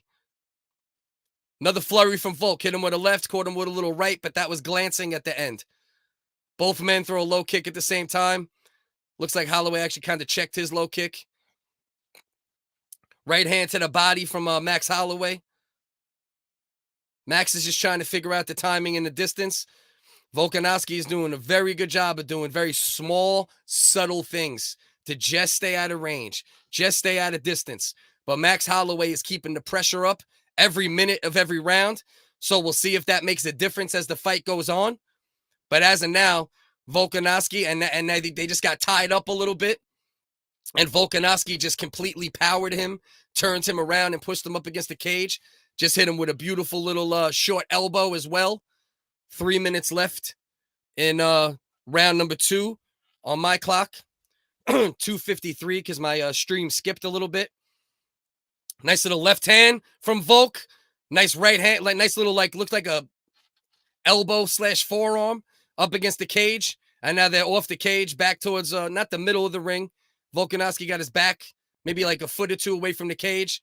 Max Holloway looking to land some shots. Doesn't really land either shot particularly well. And then Volkanovski lands a beautiful right hand. Oh, another big right hand from Volkanovski. 2:22 left, round number 2. Volkanovski right in front of Holloway. He's the one backing up to a degree, but he's also the one landing the shots. Holloway's putting on beautiful pressure, though. Nice left hand from Volk. I think that, they got, there's a cut, I believe, above. I think it's up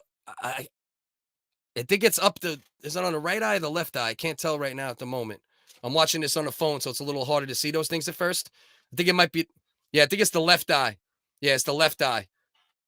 My daughter is texting me. I can't even look at it right now. We got my kids' phones today, which will be very monitored, by the way.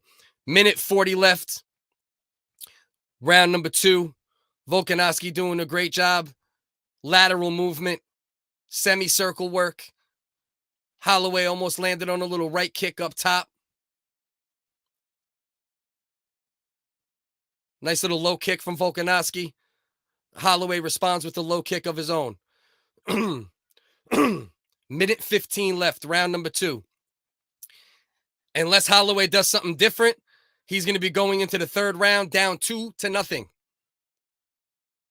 Volkanovski looks very slick tonight, very fast. Like I said, the subtle footwork is the difference in this fight so far. Nice right hand from Volkanovski again. He has a land discrepancy of 29-19 in the first round, 27-14 in the second round. Dominant performance by Volkanovski so far. You know, he's not destroying him, but he's decisively beating him up at the moment. 35 seconds left, round number 2. Small right hand from Holloway. And then here we go. Oh, Volkanovski just hit him with a combination up top and then hit him with a fucking beautiful leg kick on the bottom. Almost put Holloway down. Nice little right knee to the body from Holloway. 16 seconds left, round number 2. Volkanovski flicking the jab. Feinting with the jab right after he flicked it. Oh, beautiful combination from Volkanovski again. Beautiful 1-2. He put the jab and the right hand behind it perfectly. Right now, Volkanovski is putting on a fucking boxing clinic against a guy who many people not too long ago would describe as the best boxer in the UFC, arguably. Huge cut over the left eye of Max Holloway. We'll keep an eye on that and see if that has any effect on the outcome of the fight. I don't think it's going to be stopped, but it is in a very weird spot. You know, usually when you see these cuts, it's on the left side, so I'll point to this eye. Usually, you'll see cuts a little more above the eye, right? Or even on the out. This cut is actually on the inside, right here. Very weird spot. Usually you don't see that. So it's a little more of a, it's a little worse of a cut because it's going to be harder to stop it. Okay, I see it. Ooh, that's even worse than I thought. That shit's even worse than I thought. It's a little bit towards the corner, but it's actually right, a slit right up here. And that shit's going to be very hard to keep out of the eye as this fight continues. So we really got to keep an eye on that. No pun intended. Keep an eye on that. Yeah, that cut is a cunt, bro, for sure. Nick, I am from Australia, Southeast Queensland, a city called Logan. Logan! That's my son's name, bro. Let's go. Let's go. Think meth, teen pregnancy, and a rep for violence, and you get Logan. Hey! Slow it down. We would just have bonding over this Logan thing. Now you're saying my male son is going to get teen pregnant, smoke meth, and be violent? All right, grass-fed. I'm taking away your mod privileges. I am fully offended by your description of my son's future, you son of a bitch. You know what I mean? All right, here we go. Round 3, 4 minutes and 20 seconds left. Much of the same. Nice right hand from Volkanovski. Max definitely looks slower Rogan literally just said it as I said it. He looks slower than usual. But I don't know if it's I don't know if it's a speed deficiency or less speed, or if it's that the timing and the way Volkanovski is, like I said, doing these slick things with his footwork and his movement, that it's making Max a little hesitant on the trigger. So therefore the punches can't come as fast, but he can't commit quite as much to the punches. You know what I mean? I just watched a bit on Bruce stream and Max looks slow. Yes, right. Exactly. Right. What's that called? Parallel thinking. Me, you, and Joe Rogan just had the same thoughts at the same time. Son of a bitch, stay safe out there, brother. Yeah, listen, grass-fed. Can you still get teen pregnant? Think you might be past that. And you better not get a teen pregnant, because I know you're past that. Yeah, you fucking bastard. My son is gonna get fucking teen pregnant? My son is named Logan. And we were bonding. And then you said my son is gonna smoke meth, get teen pregnant, and be violent. I'm not feeling this, grass-fed. I thought you were my guy. You son of a bitch. Focus, easy CDs, baby. You know what I mean? Like that shit is even a fucking bad nickname, right? 2:40 left. Round number 3. Max Holloway just landed a nice solid jab through the middle. Put Volk's head back a little bit, but more cosmetic than anything else. Round 3 going very similar to rounds 1 and 2. Volkanovski doing a great job with slick movement. Oh, Volkanovski just landed like a 3-4 punch combo. Right hands and left hands literally had Max's head going back and forth. God damn it. So yeah. Focus laser disc and shit. Focus 8-track. Where's the 8-track, bro? You know what I mean? Take it back. You won't call me old. You gotta go really old. You gotta go to Pop's music, right? You know? Focus 8-track over here. 2 minutes left. Round number 3. Volkanovski has Max Holloway up against the cage. He's controlling him against the cage. So the couple times that it's went to a wrap-up situation, or a grappling situation, Max Holloway has also shown that he has more strength and more control in those positions as well. And on the feet, he's utterly dominated Max Holloway so far. Oh, beautiful little spinning back elbow from Volkanovski. Didn't really land fully, but still look pretty. I still give him credit for it. God damn, I keep getting a little glitch in my stream like every 5 minutes for like 15 seconds. You know what I mean? Focus CDS, you're the only one that makes me feel normal around here. Love you, dog. Yo, Rexy, love you too, brother. You know it's all love all day, bro. You already know, bro. There's some normal ones. There's a small percentage of all of these people that are like, normal. Because we're not normal. We're fucking out of our goddamn mind too. But we're like normal out of our mind, whereas these people are fucking mutants. You know what I'm saying? So you already know, Rexy. You know it's all love, bro. All fucking love, baby. All fucking love out here. All right, let's go. Yeah, right? Right? Did you see what he did to my son? Did you see what he did to my son? First of all, my son is a boy. How is he going to get teen pregnant? How is my son Logan going to get teen pregnant? And then you're giving him meth? And then he's violent? My grass-fed. Like, you better take that back. You better say something about Logan City right now. I want to see a good story about Logan City right now. Let's see what this is. Logan City is named after Captain Logan. History deems him a bad guy, but he was a man of his time. He did, however, have a mill that was powered by convicts in shackles. Okay. I'll take that as a good story. We'll take that. Because he would listen. He was just a man of his time. You know what I mean? Man of his time. David Duke, a man of his time, right? Hitler, a man of his time. You know what I mean? Joseph Stalin, a man of his time, right? Come on, man. These are just men of their time. That's all. You know what I mean? Mina, I'm going to recycle your laugh. I'm going to pretend like you laughed at that one too. I appreciate it. You know what I mean? Holloway needs a menstrual cup. He does. We need to take a menstrual cup and just put it right here, right around. No, right here, right around his eye. Just tape it little double-sided tape. Let it cut that blood. Roy, you're on point. You're an innovator. They always say Norway is known for innovation. So, hey, you keep innovating, Norway. Okay? All day. No say? Do you say? Okay. Hey. I'm a fucking idiot. All right, let's go. Round number 4. VOLKANOVSKI versus Max Holloway. They come out, give each other respect in the middle of the ring. You gotta have love for both of these men. These men have went to war. This is the third installment of this fight. My man Frank Bradford. Can I tell you how much I would absolutely love to show a fight right now? But my channel will be taken down. I'll show one kick and I'll get fucking thrown off of YouTube. But I can tell you this. There is a site that I use as my go-to site, right? Put this all together in one word, but this is my go-to site right there, all right?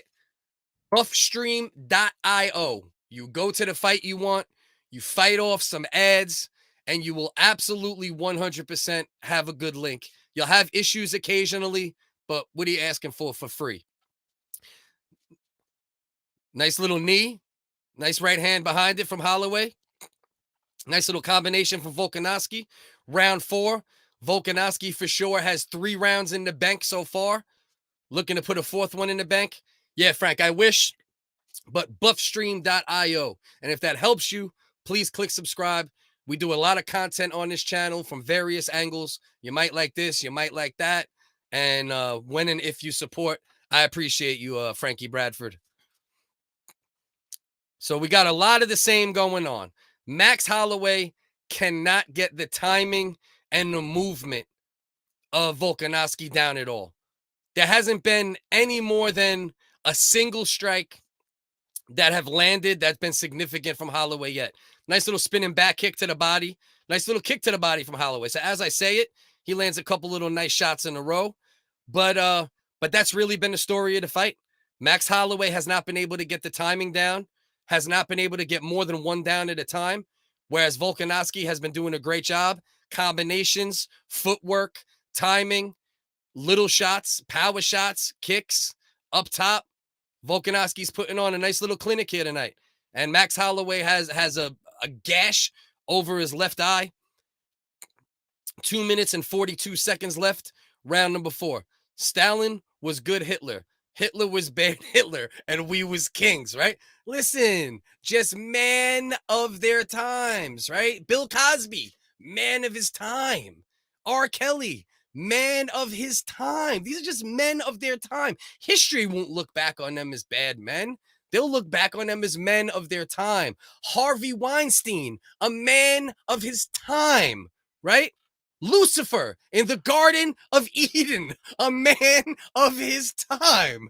You know what I mean? Stop hating. You know, stop fucking hating, man. Big Roy. Big Roy. You know what I mean? My man Frank Bradford. All love, my brother. We do multiple shows a week. Maybe you could pop in on one of those and see if see if you enjoyed them. But appreciate you, bro. Even popping in, leaving a couple comments, throw a like on it on the way out if you can. If you're not gonna hang out, and all love, all love. Focus. What kind of ganja? What do we got? This right here is called the elusive, yet slightly above average, $160 ounce weed. You know what I mean? That's what this is called. I could get smacking shit, but I'm the type of dude. This does its job, so I smoke this shit. It's good. It's piff. You know, it's what we call piff on the East Coast. You know what I mean? But it's definitely not that fire. You know what I mean? It's not that $200-300 an ounce shit, but it's all right, though, Caesar. It does its job. You know what I mean? It does its job. So far, 29-19, 35-21, 40-19, and then I think it was like 28-13 or something for the 4th round. VOLKANOVSKI has been almost double outlanded in every round of this fight. This by far is the most obvious decision. If Volkanovski ends up winning this fight, this will be the most clear decision out of the 3 fights. You know, like I said, the first fight, close fight, Volkanovski clearly won. Second fight, closer fight, Volkanovski won, but it was a tighter, a little harder of a decision, a little harder to pick the winner. You know what I mean? But right here, Volkanovski is putting on a fucking clinic, and if it continues, right now Max Holloway is giving him a lot of credit. Max Holloway is bloody. Max Holloway is destroyed. And you know what he did at the end of that round? He made sure he took Volkanovski to the side for a quick second. I'm going to take myself off screen for a minute because my quality for some reason is going down. I'll put up this little graphic. This is from me and Uncle Dust last episode. Go to Original Wiggers Comedy on YouTube and watch our latest episode. We talked abortion. We talked R. Kelly. It was the creep episode, basically. R. Kelly. Who else did we talk? Maxine Ghislaine, whatever her what the fuck's that bitch's name? Maxine, fuck's her name? Forgot her first name. Ghislaine, the Jeffrey Epstein bitch. All right. We talked a whole bunch of good topics, some real shit, some funny shit. That's on Original Wiggers Comedy YouTube. It's also on this YouTube channel, but we go live on both channels for now because some people watch from this channel, some people watch from that channel. So please go subscribe over there as well. We're waiting for the 5th round to begin of Max Holloway versus Alexander Volkanovski. I can take this off the screen now. Looks like my internet's back running. So here we go. 4 minutes, 48 seconds left. Round number 5. In a fight where Volkanovski is probably going to end up winning 5-0. Maybe Max Holloway can pick himself up what you would call a mercy round in this round. But it's not looking good for Max. And, you know, he might be the greatest featherweight in UFC history. It's debatable. If Volkanovski, you know, you would say him, Jose Aldo.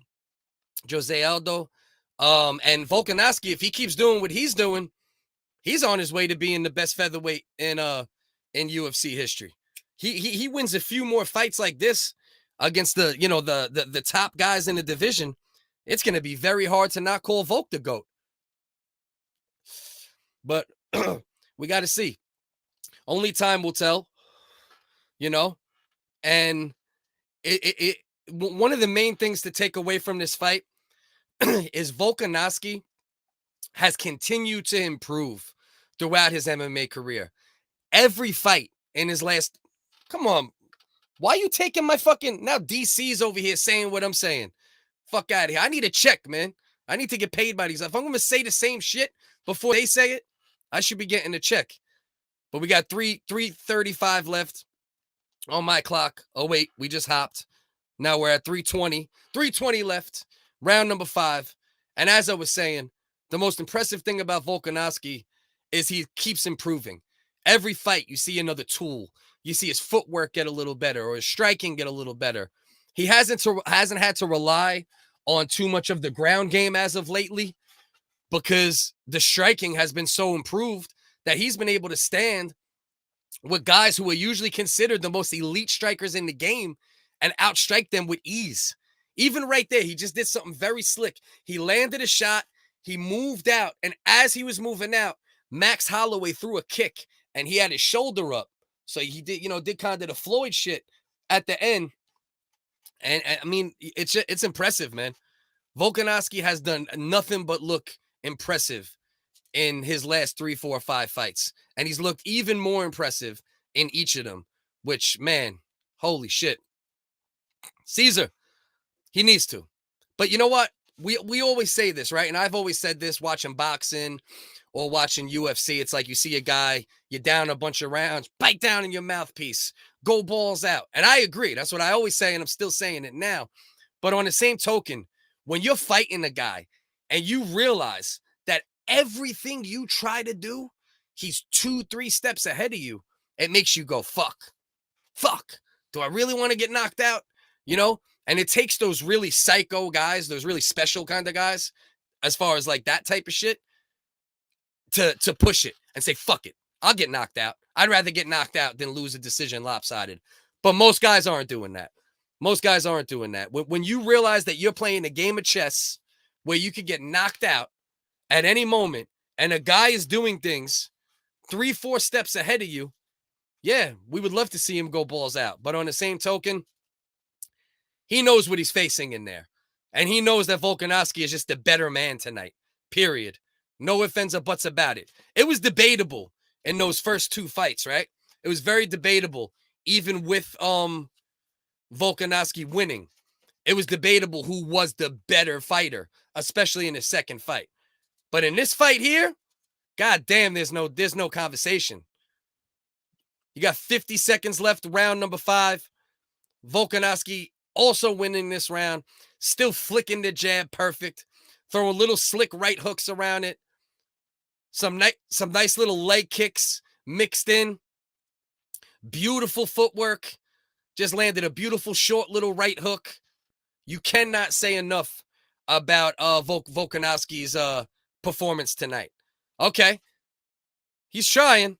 He's trying, Max Holloway. He just tried throwing a nice little high kick, but Volkanovski, he literally had both hands up by the time that shit landed. Nice little 2-3 punch combo from Volkanovski. 15 seconds left. 10 seconds left. Volkanovski giving him respect and just not beating the shit out of him, but pouring it on a bit with some slick boxing at the end. And Volkanovski's going to win this fight 50-45. This fight should be 50-45 for the beast, Volkanovski. And he said it all week. He said, I'm a different guy. He said, I'm a different guy than I was in the last fight. And he said it, and Volkanovski just turned around and proved that he was a different guy in this fight here tonight. He showed it. He made more improvements than Max Holloway, and he just dominated Max Holloway for 5 rounds. I can't find a round to give Max. I don't think anyone, being honest, can find a round to give Max. But give Max Holloway all the credit in the world. Future Hall of Famer. Gotta respect him.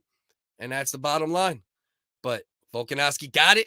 And now we're only going to have one more fight left, which is the big boy. And this was a big boy too, which is Israel Adesanya versus my man Jared Cannonier.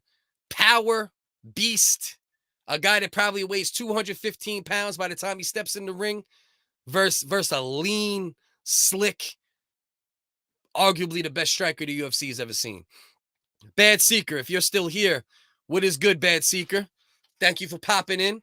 Please throw a like and a subscribe if you're not already. I feel like I've seen your name in the past before, though. But I appreciate you popping in. Grass-fed, I'm going to go to your big comments in 1 second. Caesar, I'm from Cali and we are spoiled. Oh, yeah, bro. Yeah, but before the shit was even slightly legal, I had a boy out there that we used to, like them big ass speakers that you would see at like a concert and shit like that, right? We take them shits and hollow them out, and he would send them shits over, you know what I mean, to New York and shit, you know what I mean? Back in the day. Allegedly. Allegedly. You know what I mean? Damn, that's impressive of Volk again, that man. Yeah. This was the most impressive performance of the 3. I did think he won both of them. I'm not somebody who thinks he won the second fight. By no fucking means. He did not win the second fight, Holloway. But impressive tonight. 50-45. Did not even win a single round. I don't think Max Holloway has ever been dominated like that in his career. He's lost fights. This isn't a guy who's undefeated. This is a guy who's took he's lost. But man, you want to talk about a dominant performance where you don't let a guy even get off a little bit. I mean, it does not get more impressive than what we just seen right there. I'm happy Volk won, man's a legend. But both legends, 100%. And I'm definitely, and I love Volk. That's the other thing too, right? In interviews, when he's on podcasts or he's on shows, love the dude's personality. You can tell he's positive, he's upbeat, and he also don't take nobody's shit. And that's to me, that's the vibes right there. You know what I mean? That's the way everyone should be. Volk whipped Max ass. That one hurt. Yeah, he definitely whooped him. And now you got VOLKANOVSKI giving Max Holloway his flowers, talking about how Max Holloway is the best out there, one of the best, fucking pure legend. And he's absolutely right. I see right now that my internet's going crazy again. So while the internet's going crazy, we'll pop that up for a minute, go through the comments until my internet decides it wants to reset to being proper again. So what else we got? I'll stick around for a while, still awake in Britain. Let's go, my brother. I appreciate you. And we still got one more. We still got one more beast mode. Hell of a fight to go between Izzy and Cannonier. And I appreciate you checking in, brother. And like I said, we do a show on Wednesday around 9:30. That's on the other channel, but it also streams here. That's original Wiggins comedy. That's a comedy podcast, satire, improv, reactions to shit. We just have fun. That's like the wheels are off on Wednesday. Original Wiggins comedy. So if you want to subscribe to that channel as well. On Fridays, I do a show with my man Regis. That's a little more of a mix between the wheels off and more real shit. And then Saturdays, I do the fight streams. And then Sundays on Still Vinsane's YouTube channel, we do that. I got to put shit up for that. That's too much to remember. But I appreciate you popping in tonight. That's the bottom line. Damn, can't take shit away from Max. He's all heart, but Volk is just a force to be reckoned with. Yeah, bro. You ain't fucking lying, bro. You ain't lying, bro. Like I said, you do not get any more impressive of a performance against a guy that is as high level as Max Holloway. You might see, you might see decisions like that against guys that are below the level, right? But for Max Holloway to get dominated like that for 5 rounds, to not even have a chance to get off, to not land anything significant, damn near, for the entire fight, god damn, you got to give my man all the credit in the world. I'm going to try to get some people to watch. Yo, Bad Seeker, I appreciate you, man. Really, thank you. That really is appreciated, brother. Thank you. Australia, baby. Australia. We got my brothers out there. We got people in Australia, Norway, Brazil. That's what I love about this shit, right? That's the positive side of the internet, right? The beauty of the internet is you get all these different people from different backgrounds all around the world able to connect without getting on a plane, or anything else, or a boat, you know what I mean? Or whatever the fuck. That's the beautiful. The dark part is we gave a whole bunch of fucking weirdos a voice they should have never had. That's the negative part of the internet. But we could be going into this main event in a second. He destroyed Korean zombies. Yeah, he destroyed them. He destroyed them. But with that being said, as much as I love Korean Zombie, and he's a very creative striker and a very talented MMA fighter, he's not Max Holloway. So for him to be able to do it against Max Holloway, my God, is that impressive. No one's ever dominated Max like that. I think he's even been knocked out, but no one's dominated Max Holloway in such a way. It's never happened. So fucking kudos, man. Yeah. Considering the level of opponent, this is by far the best performance of his career. You take this fight away, I think the Korean Zombie fight's the second best performance. That one was more brutal, but it's not Max Holloway, like I just got done saying a minute ago. You know what I mean? I smoked 10 different strains with my brother the other day. Jesus Christ. Y'all ain't playing, man. See, I can't, I still burn. I don't burn as much as I used to. You know what I mean? I might smoke like a fucking, joint a day, 2 joints a day sometimes.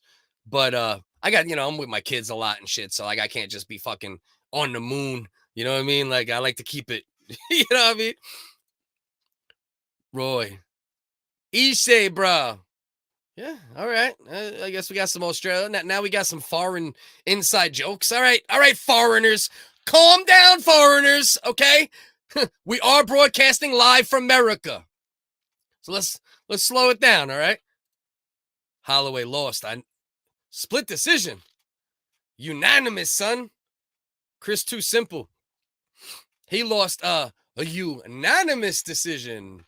50-45. And still, Alexander VOLKANOVSKI. Yeah, that shit was a unanimous, brother. That was a unanimous decision, brother. Not a split decision, brother. Absolutely. He blanked Max, and that is just impressive, and nobody would have thought that Max would be blanked. Very impressive. 100% agree. 100% agree, bro. Dominant performance. Dominant. Not as violent as the Korean Zombie performance, but even more impressive at the same time. With all due respect, Zombie's time might be running slim. He's taken a lot of damage. And so, yeah, I think I think Korean Zombie is either going to retire or maybe have a couple fun fights. You know what I mean? Like fight some other like beasts that like are fights that people really, really want to see. You know, I think that's more kind of the direction he's going. But he can still make a lot of money because there's still a lot of guys out there that Korean Zombie is very, very capable of beating. I got to pin that. Very capable of beating. But yeah, you know, he's not going to beat the champs. That's the bottom line. And Holloway, it depends, right? Because I think he could beat almost everybody else. But if he can't get over the hump to be the champion, then is it really even worth, you know, him continuing his career? At some point, he might just have to say, listen, I'm not going to be champ again. I'm either going to take big fights, fun fights, or, you know, I'm going to hang it up. You know, so that's a decision Max got to make. He's not going to beat any of the guys of note at 155, even though he could compete. So, yeah, I don't know, man.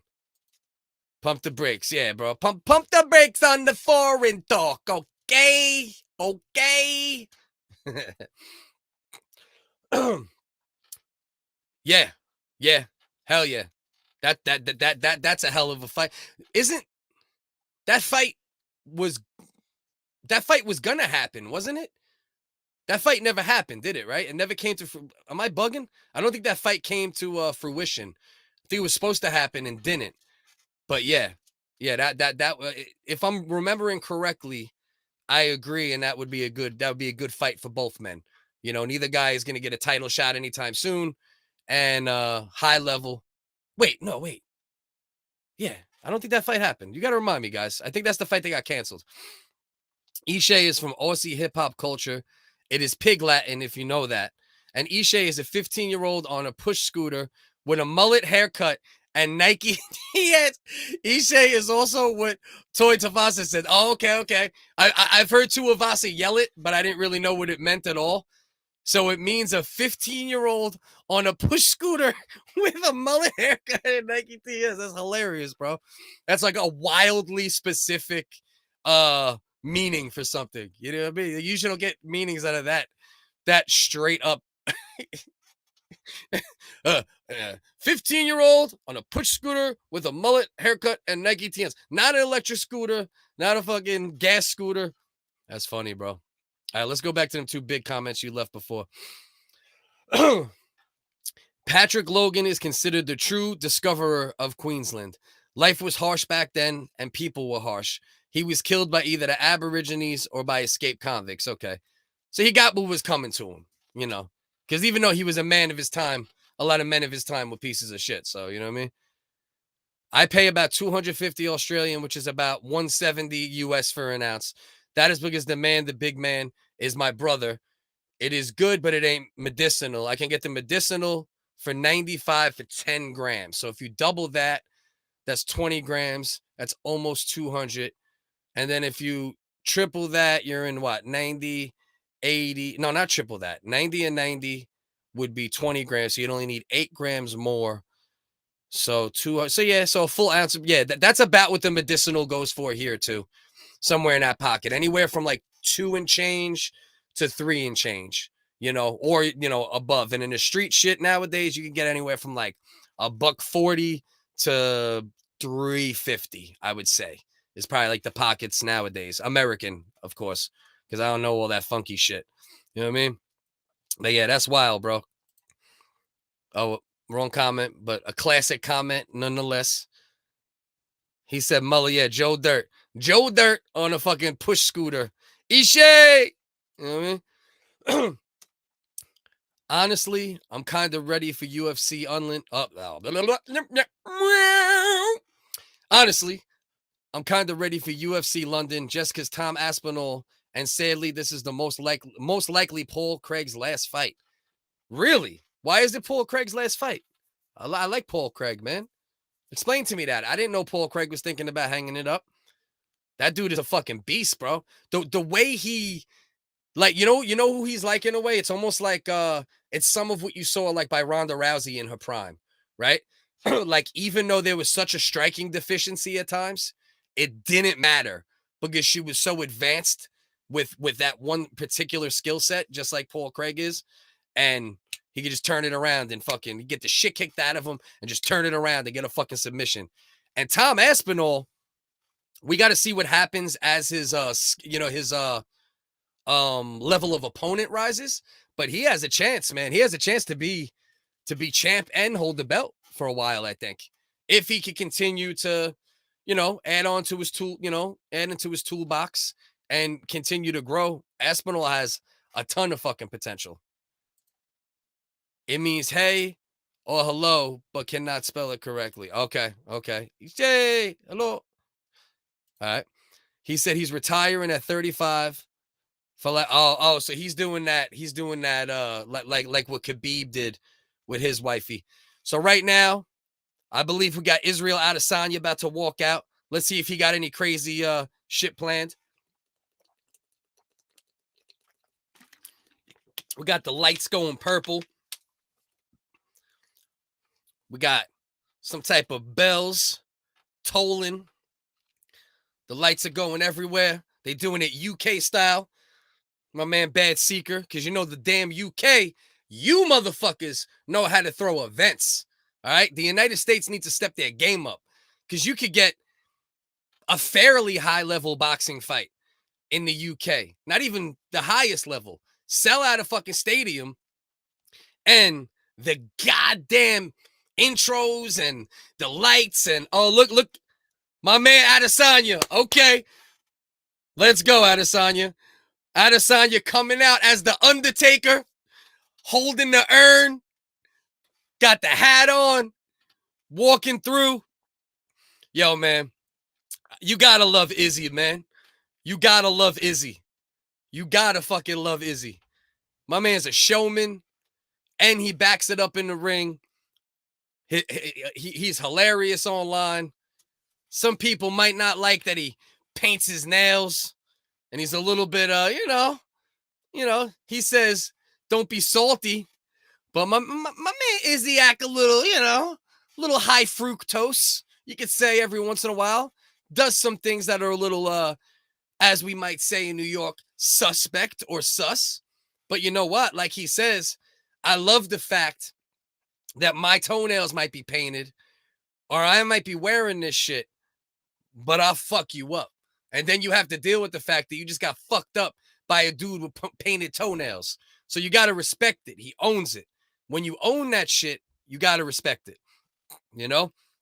So he came out as the Undertaker, and now he's walking out. He finally made it to the crowd. He was in the hallway originally. Now he's walking through the crowd. I'm going to put this back up for a minute because my internet is giving me bad signal, which means I'll look bad to you guys. We'll leave that up just for 1 minute as I wait for my internet to catch back up to me. Israel Adesanya walking into the ring, holding the urn. Undertaker music, doing the full show, giving the crowd what they came for, right? Not just for someone to get their ass whooped. You know what I mean? Entertain the crowd. That's the way to do it. And you can't knock Izzy because he's good at that shit. You know what I mean? Bless up all day, bro. Bro, the UK knows how to throw events. They know how to throw events, and they do have plenty of skilled fighters as well. When it comes to the events, they smack the shit out of the United States. Boxing, especially, because I'm as much of a boxing crackhead, and I was a crackhead for boxing before UFC. Grew up with it. And there's just no competition. There's no competition there. Never heard of him, Roy Metalband. Amel and the Sniffers is a good punk. Amel and the Sniffers. Jesus Christ. Oh, shit. Yo, my headphone almost just fell into a 2-day-old coffee. That shit wouldn't have been good. That shit would not have been good. That shit would have came out with fucking a cake on it. Jesus. All right. South has you funny, good peeps. Damn, just seeing your comment from where you live sounds like Cali. Oh, my man, grass-fed, bro. Solid dude. Smart dude, too. This dude will hit you with the Trivial Pursuit trivia that you never heard. So right now, Israel Adesanya about to walk into the ring. He just walked into the ring with the Undertaker music, holding the urn, putting on a show. Stoic look on his face the whole time. He didn't just walk in with the urn or any of that shit. He held the urn and he walked in. This face. Whole time. Hasn't changed his face yet. He owned that shit. You gotta love this shit. You know? Showman. Man. Entrance, bro. What a fucking entrance, right, bro? Come on, man. Come on, bro. How can you not love Israel, man?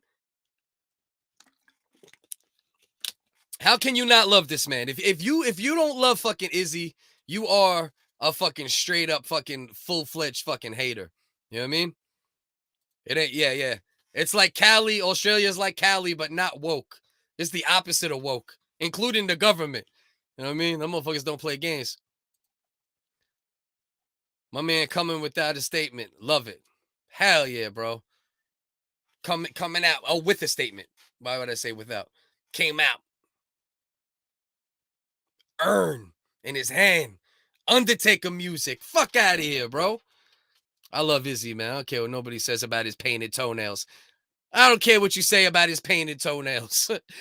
You already know I'm going for the underdog. Yeah, I already know, bro. You goddamn degenerate gambling son of a bitch. You know what I mean? You fucking degenerate. This motherfucker will bet against his favorite fighter. You know what I mean? And root against him. Fucking bastard. I love it, though. I love it. I swear, Chuck Liddell. Did he used to paint his nails? Did Chuck Liddell have painted nails? Did he do like the one black one? You know how like a lot of people did that? There was like a thing where for like a long time, people would paint one nail. Roy, you son of a bitch. Did you watch wrestling back in the day? You know? Because we came up with like the Undertaker and the entrance and the urn. So maybe, you know, I like it. All right? Roy. This might be the first time we disagree fully. All right? Right. Showman. Exactly. Roy, don't you do it, Roy. Don't you do it. Yeah, man. Love the entertainment, but wouldn't it be something if you... Well, that's the thing, right? If this is now the fight where you get knocked out, you fucked up. You know what I mean? Now he really has to make sure that he doesn't get knocked out during this fight. That's the thing. But either way, fuck it. Showman. Let's go. Yes. I heard that. Yep. Yeah, he's a big boy and he can box. Yes, I did know that. That's dope as fuck. Of course, bro. I give credit where due, bro. I could spot good human beings and shitty human beings from a mile away, and you're a good one, bro. So yeah, 100%. 100%, my brother. 100%, brother. 100%, brother. Izzy is a showman. 100%. Oh, brother. I just read it for the second time, so I figured I'd do it one more time. I'm a huge degenerate gambler, but Jaron got a good shot, bro. Anything can happen. Dear Lord, please send me a Hail Mary. Well, at least now I know if Izzy gets knocked out, there's like something I could be happy about, right? I could be like, all right, well, at least my boy got some money. You know what I mean? No, Cannonier, listen. Here's the problem with Izzy. he doesn't get hit flush that often, right? So as powerful as Cannonier is, he has to land a shot in the right spot with the right timing. Can he do it? For sure. But it's been hard for people to do so far. So now we got to see. Man, he fucked up, man. He fucked up. Nah. He fucked up, and I believe it might have affected him like 10%, but he was not okay going into that fight. And then he got shown that he wasn't as skilled. And I love Deontay Wilder. I love Tyson Fury, but Fury's the better fighter, and it's not debatable. Yeah. I watched wrestling until I was about 13 to 15. So I bailed out very early. Very early. Yeah, no doubt. No touch of the gloves. That's something to note. Yeah. He'll be very upset. That'll be fucked up. Hey, listen, sometimes you gotta teach them young. You know what I mean? Turn them into meth heads that ride scooters with mullets. You know what I mean? Yes, he did. He definitely did. He damn sure did. All right, so here we go. Round number 1. Israel Adesanya versus Jared Cannonier. And of course, you know what happens?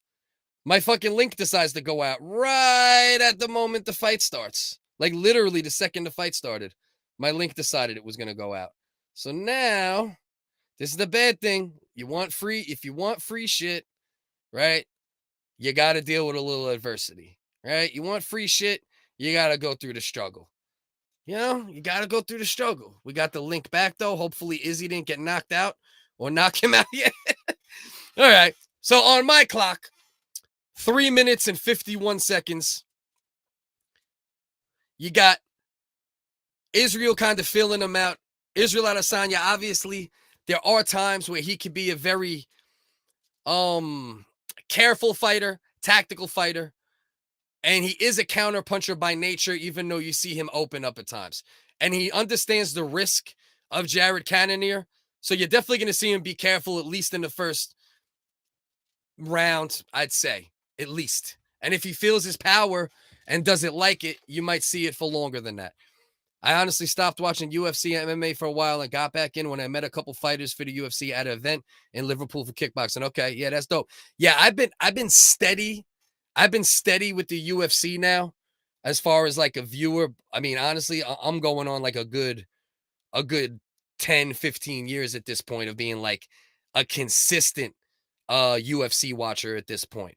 And the past I would say the past 5, 6 years, I'm all in with it. You know, I'm just as much into UFC as I am boxing, but I know boxing a lot better. But I know a lot of MMA knowledge as well, and I try to learn more. So when I do shit like this, I know what I'm saying. But I definitely know a lot more boxing than UFC, but have a decent knowledge base for UFC as well. Let's go, Mets. You mentioning baseball on my stream again. I'm going to fucking block you. Unless it's the Yankees and it's the playoffs. I don't want to hear it. You know what I mean? Tyson Fury descended on both his mother and father side from... Oh, yeah, absolutely. Yeah. He literally has boxing in his DNA. And it's not figurative. Not a figurative thing at all. You know what I mean? Yeah, right now, it's a Yoel Romero repeat right now. Is he staying on the outside, touching him with some jabs and some short shots, landing some leg kicks here and there, switching stances? He's went from southpaw to conventional and back to southpaw multiple times already. He's feeling him out. If he opens up, I'll be okay. I don't mind if you do this for a round or two just to really figure out what you have in front of you. But nice little low kick from Adesanya. Kick up high, but up on a high thigh, but didn't really land it. But I'm not mad if he turns it up at some point. I don't want to see this for 5 rounds, though. You can't come out as the Undertaker and do this for 5 rounds. That shit, I'll never respect the showmanship again if that's the path of it. But as of now, we're in the first round, 50 seconds left. Israel staying on the outside, gauging the distance, gauging the timing, and let's see if he ends up opening up at some point. Yeah, absolutely. Cannonier's trying to walk him down. Now Izzy standing his ground a little more at the very end. 30 seconds left. Izzy just tried to open it up with a beautiful high kick. Cannonier kind of ducked under it a little bit. Izzy's starting to let it go a little bit now. Threw a couple punches from weird angles. Little kick from a weird angle. Low kick for Izzy. He's not landing much of it yet, but he's starting to let the creativity flow a little bit. And that's one of the most nice little right hand. Nice right hand from Izzy right at the end of the first round. I mean, it wasn't an action-packed round, but it was a 1-0 for Izzy, just based on technical striking. We'll see if he opens up a little more. He started opening up towards the end of the first round, so let's see now if that carries on into the second round at all. Would it be crazy if Izzy lands some more? Bro, hell yeah, that should be crazy. He's got to let him fly, though. He started opening up with about 50 seconds left, maybe about 45. No, it was about the 30-second mark. Right around 35, 40 seconds, he started opening up a little bit, getting a little more creative, moving around a little bit. So let's see if it carries on into this round. I don't think either men sat on the stool. I know Cannonier did, but I also did not. But I also think that Izzy did not sit down. So just a little, color commentary added on top. Would it be crazy if Izzy lands some? Oh, no, you said that already. I read that. My bad. No way. I'm a huge Liverpool supporter. Been there a couple times. Okay. Yeah, see, you guys talking inside shit. Come on, man. And stop it. America first. All right, cut the shit. All right, here we go. 4:46 left. Round number 2. Both men bouncing around a little more. Cannonier now moving around a little more rather than just walking forward on Izzy. I think he realizes that if he takes that approach, Izzy's going to be able to pick him apart and just win on points. So now Izzy's the one moving forward, and Cannonier's the one with some doing some good lateral movement, good footwork. Head kick from Adesanya, followed by a body kick. Both of them landed. The head kick didn't land as flush. And then a body kick response from Cannonier. Low kick from Cannonier. Low kick from Izzy. All of them were fairly snapping.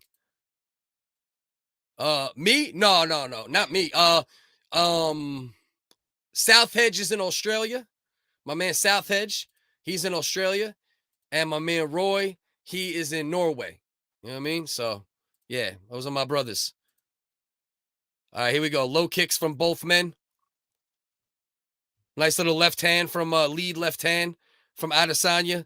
3 minutes and 33 seconds left. Main event, round 5.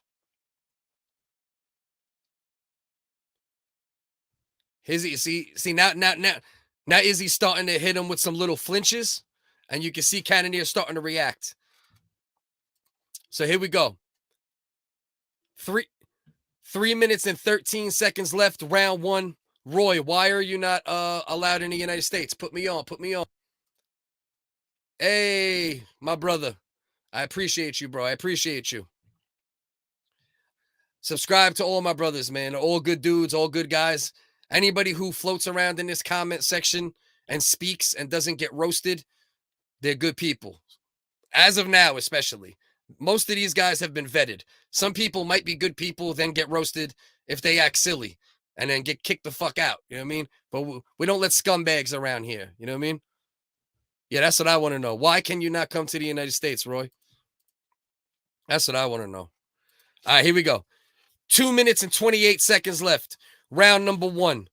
Not too much action going on. That's why I'm, doing the comment section and just giving a little color commentary. Play-by-play wouldn't be as exciting right now because neither guy is doing too much. We got some low kick exchanges. We just had a nice little high kick that almost landed. for Jaron Cannonier, but didn't quite get there. Nice little right hand for Adesanya. Almost, Jaron Cannonier just missed on a right hand counter. Minute 58 left, round number 2. Izzy's just putting in one of his more workman-like performance. You know, sometimes Izzy will go out there and he'll get dynamic right away. Sometimes he'll wait till a little later in the fight to get dynamic. And sometimes he does a little bit more of a, Floyd Mayweather approach, but not as boring. But, because Floyd, when he did this approach, would be less active. So he's still landing shots, but he does it in a more from the outside, staying at a distance, staying at a range, and coming in and just clipping you. Beautiful right hand to the body from Izzy, and then Cannonier countered with a right hand, just missed. Head kick from Izzy. Izzy's reaching with the right hand and then looking to bring the left hand behind it. Minute 12 left, round number 2. Cannonier standing right in front of him. Izzy backs him up a little bit, switches to southpaw, switches back to conventional. Just went back and forth between southpaw and conventional multiple times and caught him with a little shot. Eye poke. 55 seconds left. Why, you still got the clock going? Okay. 53 seconds left. Eye poke. Round number 1. Didn't look major, but grass-fed on IG, Roy. Yeah. Y'all better be connected. Grass-fed man. I'm at Whitest Guy and at VHF Pod. Those are my 2 IGs. At Whitest Guy, and Original Wiggers. We're not using that account as much. We got to start using that account more. Any platform y'all are on, follow me, because I create different content, and a lot of the times each platform has content that's a little different than the other platform for multiple reasons. So connect with me everywhere, connect with each other, support each other. Some shit when I was younger was arrested with amount of cannabis from Denmark into, okay. So you had a nice little pile of weed on you. You should see, though, now that the United States, so because of what you did there, you're not allowed here. The U.S. says you can't, or they say you can't. Because now that weed is less, Izzy just landed. Nice little shot. Had Cannonier a little bit, paid a little attention to that leg kick. Another leg kick. And now Cannonier just changed stance. So those leg kicks are hurting him. He got hit with one, checked one, and then immediately switched his stance, and now he's moving back. He had a bad reaction to that low leg kick. 15 seconds left. Round number 2. Israel Adesanya versus Jared Cannonier. Israel's putting it on a little bit more here in the second round. Nice little high kick from Israel. Didn't really land, but shit still had a lot of power. Nice left hand from Izzy, right hand. And then Cannonier threw a right hand at the end. Didn't really land it. Now Izzy's saying, I got you. Because he hurt him with those leg kicks. So I think he feels like he could set Cannonier up in the third round for something big. Either a big combination or a big shot. Because those leg kicks, man. Those leg kicks are damaging. So we'll see how Cannonier looks on his feet. And he also caught him with some very nice shots up top and a couple nice shots to the body. Yeah. Yeah, he's doing work. He's not being the Undertaker yet, but he is putting in work, and he is winning. Cannonier did not sit down. So whether or not that's mental games trying to say my leg ain't hurt or his leg ain't hurt, that's something to take note of. You know what I mean? Kind of said, right, yeah, nobody likes seeing legends lose. And then Cowboy retired. I got to watch the Miller Cerrone fight still. I was doing something earlier, so I'm going to watch that on ESPN Plus on replay. But yeah, man, that's always sad, man. Try to get my last to follow your stuff. This stream's a vibe. Hey, appreciate you, brother. Thank you. Thank you very much. Very appreciated, man. And let me tell you something, brother. Shit like that keeps me motivated, right? Because it's hard. You got kids, you got family, you're out making money in other ways, working, doing this, hustling. And so it's hard, bro. It's hard to always do this shit and come up with different shit. And, I appreciate that, bro. Keeps a wigger motivated. You know what I'm saying? Keeps a wigger motivated. I appreciate it. Nice counter. Nice counter shot from Jared Cannonier. That one looked good. He is switching stances here and there. I don't know if it's because his leg is hurt or as a tactic, but it's good. Cannonier is starting to sit on his shots a little more too now. All right, DC. I swear to God, I'd be saying shit they say it 2 seconds later half the goddamn time. So right now, Cannonier looks like he's opening up at least a bit more. And Izzy also looks like he's looking for the kill a little bit more. So, hold on. Where I hear you, but I can't see you. Where the fuck are you, fight? God damn it. These motherfuckers, man, I swear. Fucking, I can hear the fight right now, but the stream ain't playing, you son of a bitch. Ooh, Adesanya, he's starting to set himself apart, though, right now. That's the thing. You know, Roy, that's what I was trying to say early in the fight, right? It's like, I don't mind if you, my ex-wife, we should go to Miami. I tried to get a tourist visa. They said, forget about it. Damn. Try it again. How long ago, man? Try it again. Laws change. Acceptance of drugs change. Maybe, you know, maybe you could get it this time. Cannonier's doing a lot of stance switching. Just trying to find something. And little by little, little by little, Adesanya setting himself apart more, picking them apart a little more. Jared Cannonier is going to have to do something very different if he wants the outcome of this fight to change. Because at the moment, Izzy is pretty much doing whatever he wants. And, you know, it's, I don't think the outcome of this fight is in question at the moment. But Cannonier can land something big at any moment. So that's the caveat. That's the caveat to what I'm saying. You know, that's the caveat. I'm going to load up another stream real quick because right now that particular link is giving me a little bit of an issue. You know, I think the flow of the fight is fairly obvious at the moment, but that could change at any moment. So I definitely don't want to miss too much of this bitch. So let's get back on. New link, ready to go live any second now. So let's see what we got from the comment section real quick while I wait for that to come on. Maybe this ends with a repeat of Paulo Costa getting knocked out by... Listen, it might.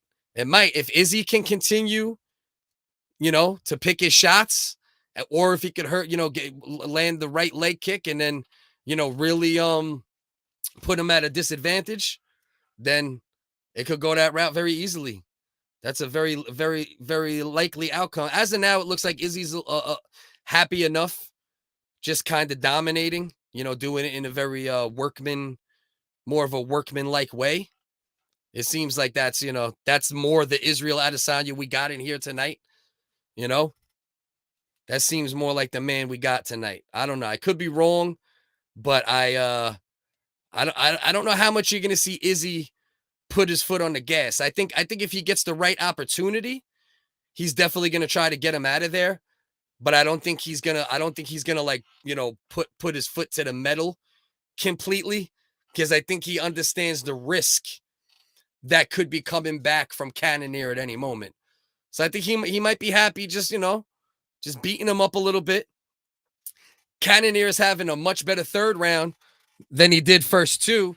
So that's something to build on. It's something that could change it. We all going through some shit. You got heart, Gov. Hey, that's all we can do, man. If you don't got heart, get the fuck away from me. You know what I mean? Hashish, this has not been here for years. I used to buy. Yeah, I've only burned like straight up hashish like that a couple times, but I know the couple times I did, I was in outer space. I could definitely tell you that. And that was when I was young. I was very young.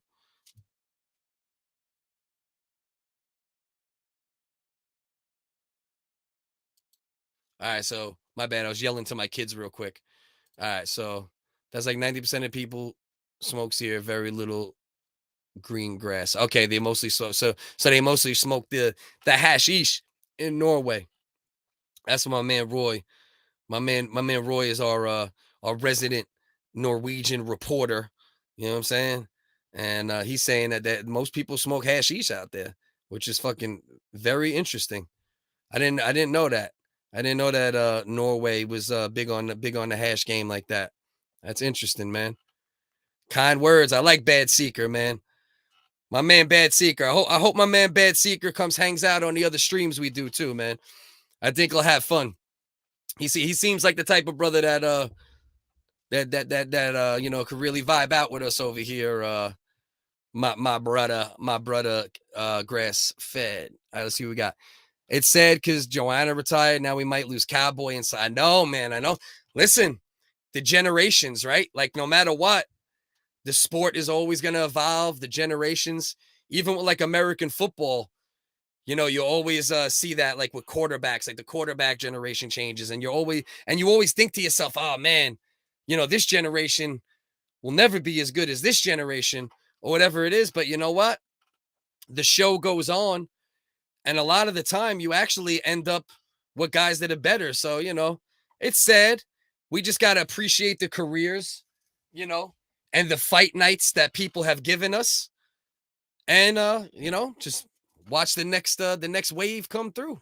You know what I mean? Yeah. Yes, I agree. I totally agree, Nikki. Very good fight. Cannonier probably could have won that round.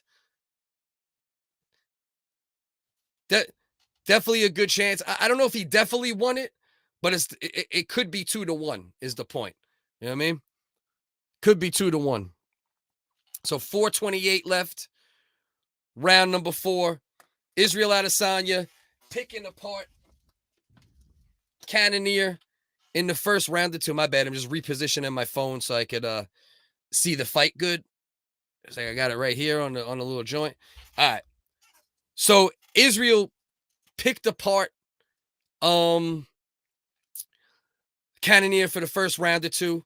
Round 3, Cannonier had some success, had Izzy up against the cage, landed some shots. Izzy's output was a little less, and he's trying to build upon it now. Oh, beautiful fucking body kick from Israel Adesanya. 3:47 left. Israel's been using the jab to perfection tonight, and it's actually the difference in the fight. You know, it's a lost art. Not enough boxers use it nowadays, and it's not used in MMA nearly enough either. When somebody, okay, nice little exchange from both men in the middle of the ring.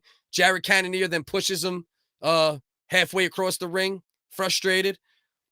But when you have a good jab, look at tonight, VOLKANOVSKI, the jab, also popping that jab great all night. Israel Adesanya landed a nice little left hook, and then Jared Cannonier missed on a rocket launcher of a right hand. Izzy ducked, spun out, made Cannonier look a little silly. But if he would have landed that shot, it would have been my man Izzy who was looking silly. So let's see. We got more of a fight now. 2 minutes and 52 seconds left, round number 4. A much closer fight than was the first 2.5 rounds, or 2 rounds and change. Yeah, I gotta watch it, man. It doesn't sound good.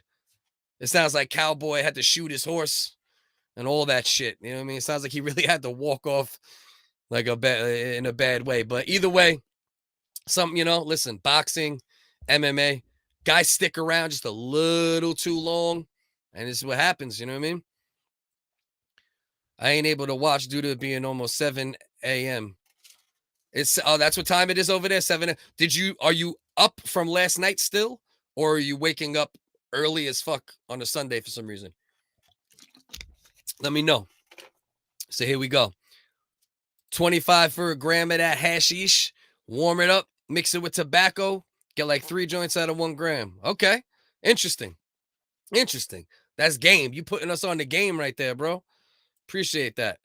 So round 4, another closer round. And it's the thing to consider too, right?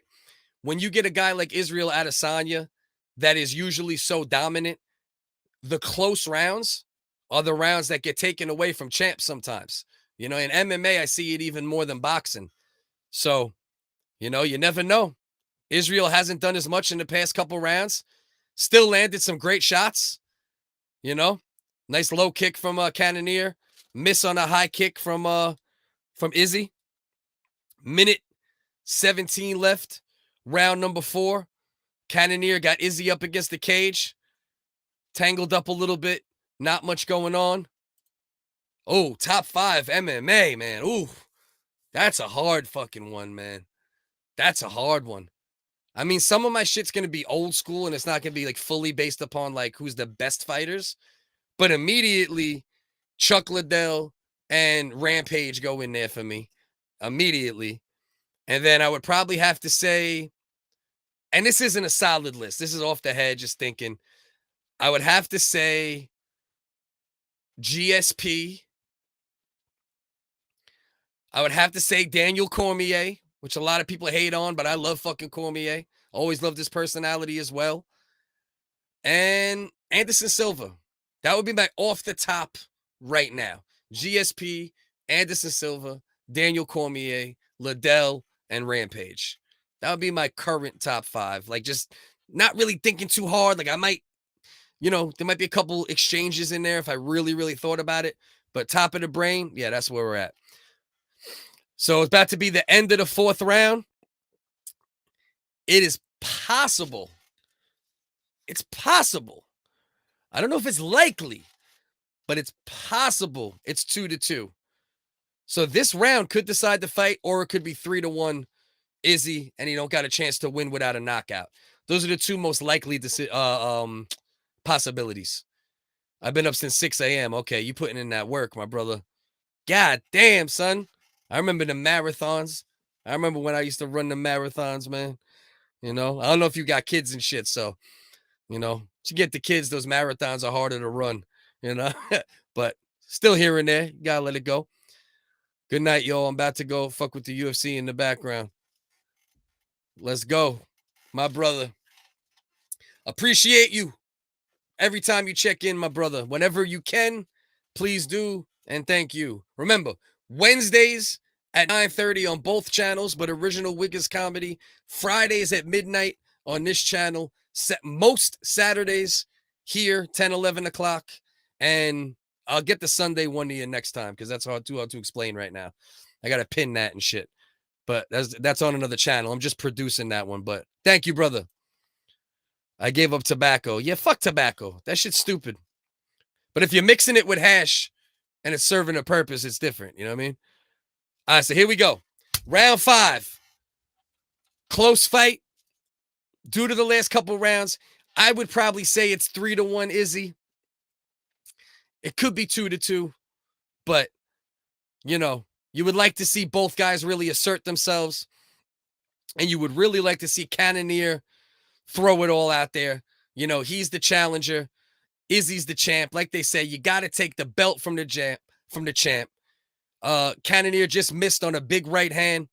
We got 4 minutes and 20 seconds left. Round number 5. Izzy, slick little left hand he just landed. Cannonier moving forward. Izzy just kind of staying at range. Beautiful high kick from Izzy. Didn't really land, but even if you hit the arm with that shit gotta hurt. I don't give a fuck what nobody says. 3 minutes and 58 seconds left. Round number 5. Slick work from Izzy so far in the 5th round. A little more similar to rounds 1 and 2. Nice, yeah, exactly. Nice elbow from Adesanya. Nice front kick from Adesanya. Little left hand feint. Didn't really land it, but that's the type of shit that sets you up. Izzy is definitely trying to make sure he wins this round, it looks like. It looks like he took off a little bit of the 3rd and the 4th. This one, he's fighting a little more similar to the 1st round. Just landed a nice little flurry. Beautiful low kick from Izzy after Cannonier landed a decent little low kick. But Cannonier got to make this shit dirty. He has to. Yeah, both guys look definitely a little more tight. Yeah, for sure. You see a difference from this round, to the rounds before. Yeah, I agree with that. Yeah, I do agree. Unfortunately, that is true. The main event tonight is turning out to be the least entertaining. You're not lying, bro. You're not lying. So yeah, Cannonier needs to open up, take the belt from the champ. 2 minutes and 45 seconds left. Round number 5. This makes it very interesting, though, because Alex Periera fighting against this Izzy, he might knock out this Izzy. That's possible. You know what I mean? Because this Izzy doesn't look as fleet-footed, as fast, as creative. Usually Israel Adesanya is a very, very creative striker, and he hasn't been as creative tonight. He hasn't been as assertive tonight, and I don't know, but he's still winning the fight in my opinion. My top 5 is Anderson Silva, GSP, Randy Couture, Kevin Randleman, and Matt Hughes. Strong top 5, brother. Love that top 5, bro. I stacked that right up against my top 5. That's a strong top 5, brother. Cannonier trying to charge in, getting caught. Yeah. I mean, listen. Right now, I seen it. It's not quite Yoel Romero versus Adesanya. You know, that fight was very, very, very some would say boring. But I could tell pretty early in the fight. I think he respects Cannonier's power enough where he's like, listen, I'm not gonna be a fucking idiot. You know what I mean? I'm not gonna be stupid. I have the athleticism advantage. I have the slickness advantage. I'm gonna work off my jab. I'm gonna stay on my back foot. And he knew that was an easy path to victory. And you can't really knock him. You know, I understand. I feel the same as you. You know, you'd rather see De La Hoya versus Mosley than you'd want to see Mayweather against the guy that Cannonier landed a couple nice shots. Let's see what he could do with it. 50 seconds left, round number 5. See if he could turn this shit around. You know? Exactly. Boom. Exactly. 100%, bro. That's exactly what's going on. I mean, you got to give him credit, though, right? He's not stupid, right? I mean, we could get mad at him. We could say it's not entertaining or it's boring at times, but it's a smart, safe path to victory. So here we go. 20 seconds left. Jared Cannonier, he has to completely go for broke at this point. Most likely Izzy won rounds 1, 2, 4, and 5. 4 and 3 were close. I think Cannonier probably won round 3. So it's looking like a 3-2 decision for Izzy or a 4-1 decision for Izzy. Those are the 2 most likely decisions. There's no way Cannonier won 3 rounds. He might have took 2, and he definitely took the 3rd. There's no doubt in my mind he took the 3rd round. Respect. They both just showed each other love, you know? And we gotta see. Now we gotta see what the judges thought. Yeah, you did kind of call it. Roy said it too early, I think, too.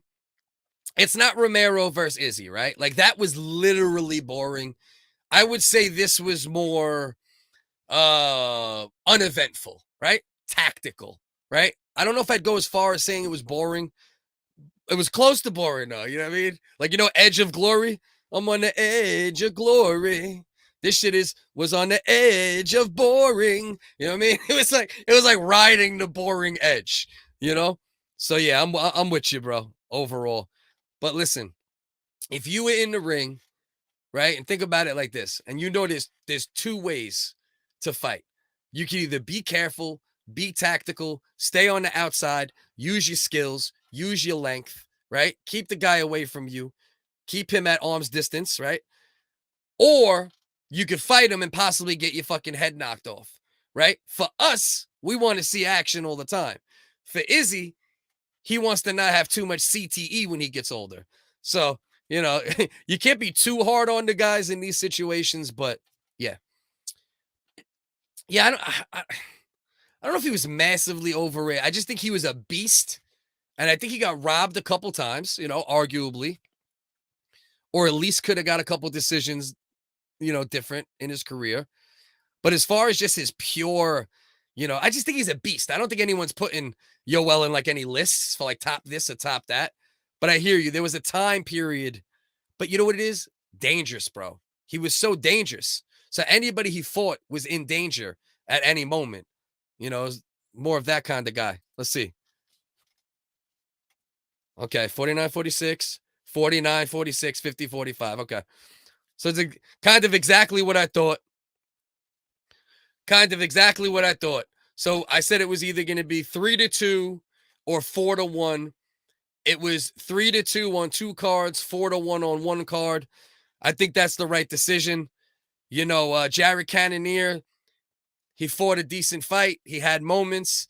Israel Adesanya stayed on the outside, dominated him with length. Oh my God. Lank. Well, lanky. He's lanky and length. I think that's what I did there. So Adesanya stayed on the outside. Length, athleticism, precision. Jared Cannonier wasn't willing to go for broke. Israel Adesanya wasn't willing to get his head knocked off. So we ended up with an uneventful main event. But every other fight on the card, except for the no decision. Great fight, though. Hold on. Okay. Yeah. Okay. He's just giving flowers. Izzy's always respectful after fights, except with Paulo Costa.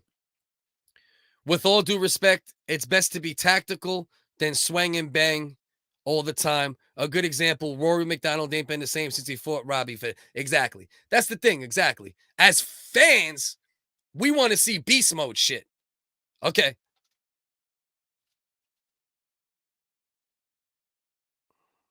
What's the hillbilly's name? He's talking about Sean Strickland. Now, okay. So he's saying he told Alex Periera, the guy who knocked Sean Strickland the fuck out. He said that was kickboxing. It was a fluke. You caught me with a great shot. And he said, now when we fight this time, I'm going to leave you frozen like Elsa and put you and finish you off. So we'll see what happens. I like Alex Pereira's chances against the Izzy I saw tonight. But Izzy is always different in every fight. He always takes a little bit of a different approach to his tactics, depending who he's fighting, depending on the power, depending on the openings. So we got to see what happens now. You got to favor Adesanya, no matter what you want to say. Adesanya is the favorite against Alex Pereira, even though Alex Pereira beat him twice in kickboxing. But at the end of the day, this isn't kickboxing. But also at the end of the day, power is power. And UFC gloves are very small. So if he puts one on Adesanya's chin, he might be the next middleweight champion. And we've seen what he did to Sean Strickland. And nobody has been able to do anything like that to Sean Strickland. Yeah. Oh, yeah. Yeah. Yoel Romero was a freak of nature from a physical stature standpoint. He just didn't have as much tech, and he never used his wrestling. That's the problem with Yoel, too. He came into the UFC. He comes from Cuban wrestling, and 90% of his fights, you would see him just fucking bang, bang, bang, bang, bang. You know what I mean? So he should have used his wrestling more. He might have had a better career. Izzy is the champ for a reason. Boom. No question about it. Say what you want. Wasn't the most exciting fight, but the skills were on display. The tactics were on display, and you can't take it away from a guy, no matter what. Comes in like the Undertaker, didn't make us scratch. Yeah, okay. Yeah. That's the part I agree with, right? To come out as the Undertaker and then sit on the outside and kind of pot shot and be careful. Yeah, it's a little frustrating. I still respect the showmanship, but you can't respect the showmanship the same when the performance doesn't reflect what you were trying to show within the showmanship. So, yeah, I'm with you kind of on that, Roy. Sean is the definition of the bald-headed bandit. Alex is just hands of serotonin, 100%. Yeah. No, well, the wild thing about Sean, he's far more skilled than Alex, and he should have thought about using some of his ground skills. But the thing is, the first shot he got hit with, he got hurt and put out. So it's not like he took a mediocre shot and it was able to go, okay, let me focus on the ground game now. No, that motherfucker, the minute he got hit, boom, left hook and serotonin. And he didn't even have a chance to readjust. So, yeah. Yeah, I hear that. But Romero just decided to be a striker once he got into the UFC. And he should have focused more on his wrestling, brought his wrestling more to the table. And he probably would have had a much better career. So, listen, I'm going to end the stream now. Sometimes I hang out for a little while after. I appreciate the people in here now. Guys, please do me a favor. Whatever platform you're on, follow me on all these accounts. I do different content depending on the account. You know, we do comedy, social commentary, the Keep Up show. That's going to be on Sundays. That's not on here yet. I got to add that to the banner. If you go on @WhitestGuy on Instagram, you're going to get character comedy, satire, parody, just wild shit. If you join the Wiggers on Wednesday, you're going to get satire, comedy, wild shit. If you join me and Regis on Fridays for the Regis and Cliffy Lee show. You're going to get a little bit of everything mixed up. And if you join me here Saturdays and you're a fight sports fan, you know what you're going to get this way. So we appreciate y'all. Please subscribe everywhere. Please support when you can. Even if you can't always watch and you can just come in, drop a like, share it, drop a couple comments. It helps other people see it. And, you know, it really is truly, truly appreciated. So I'm about to wrap it up.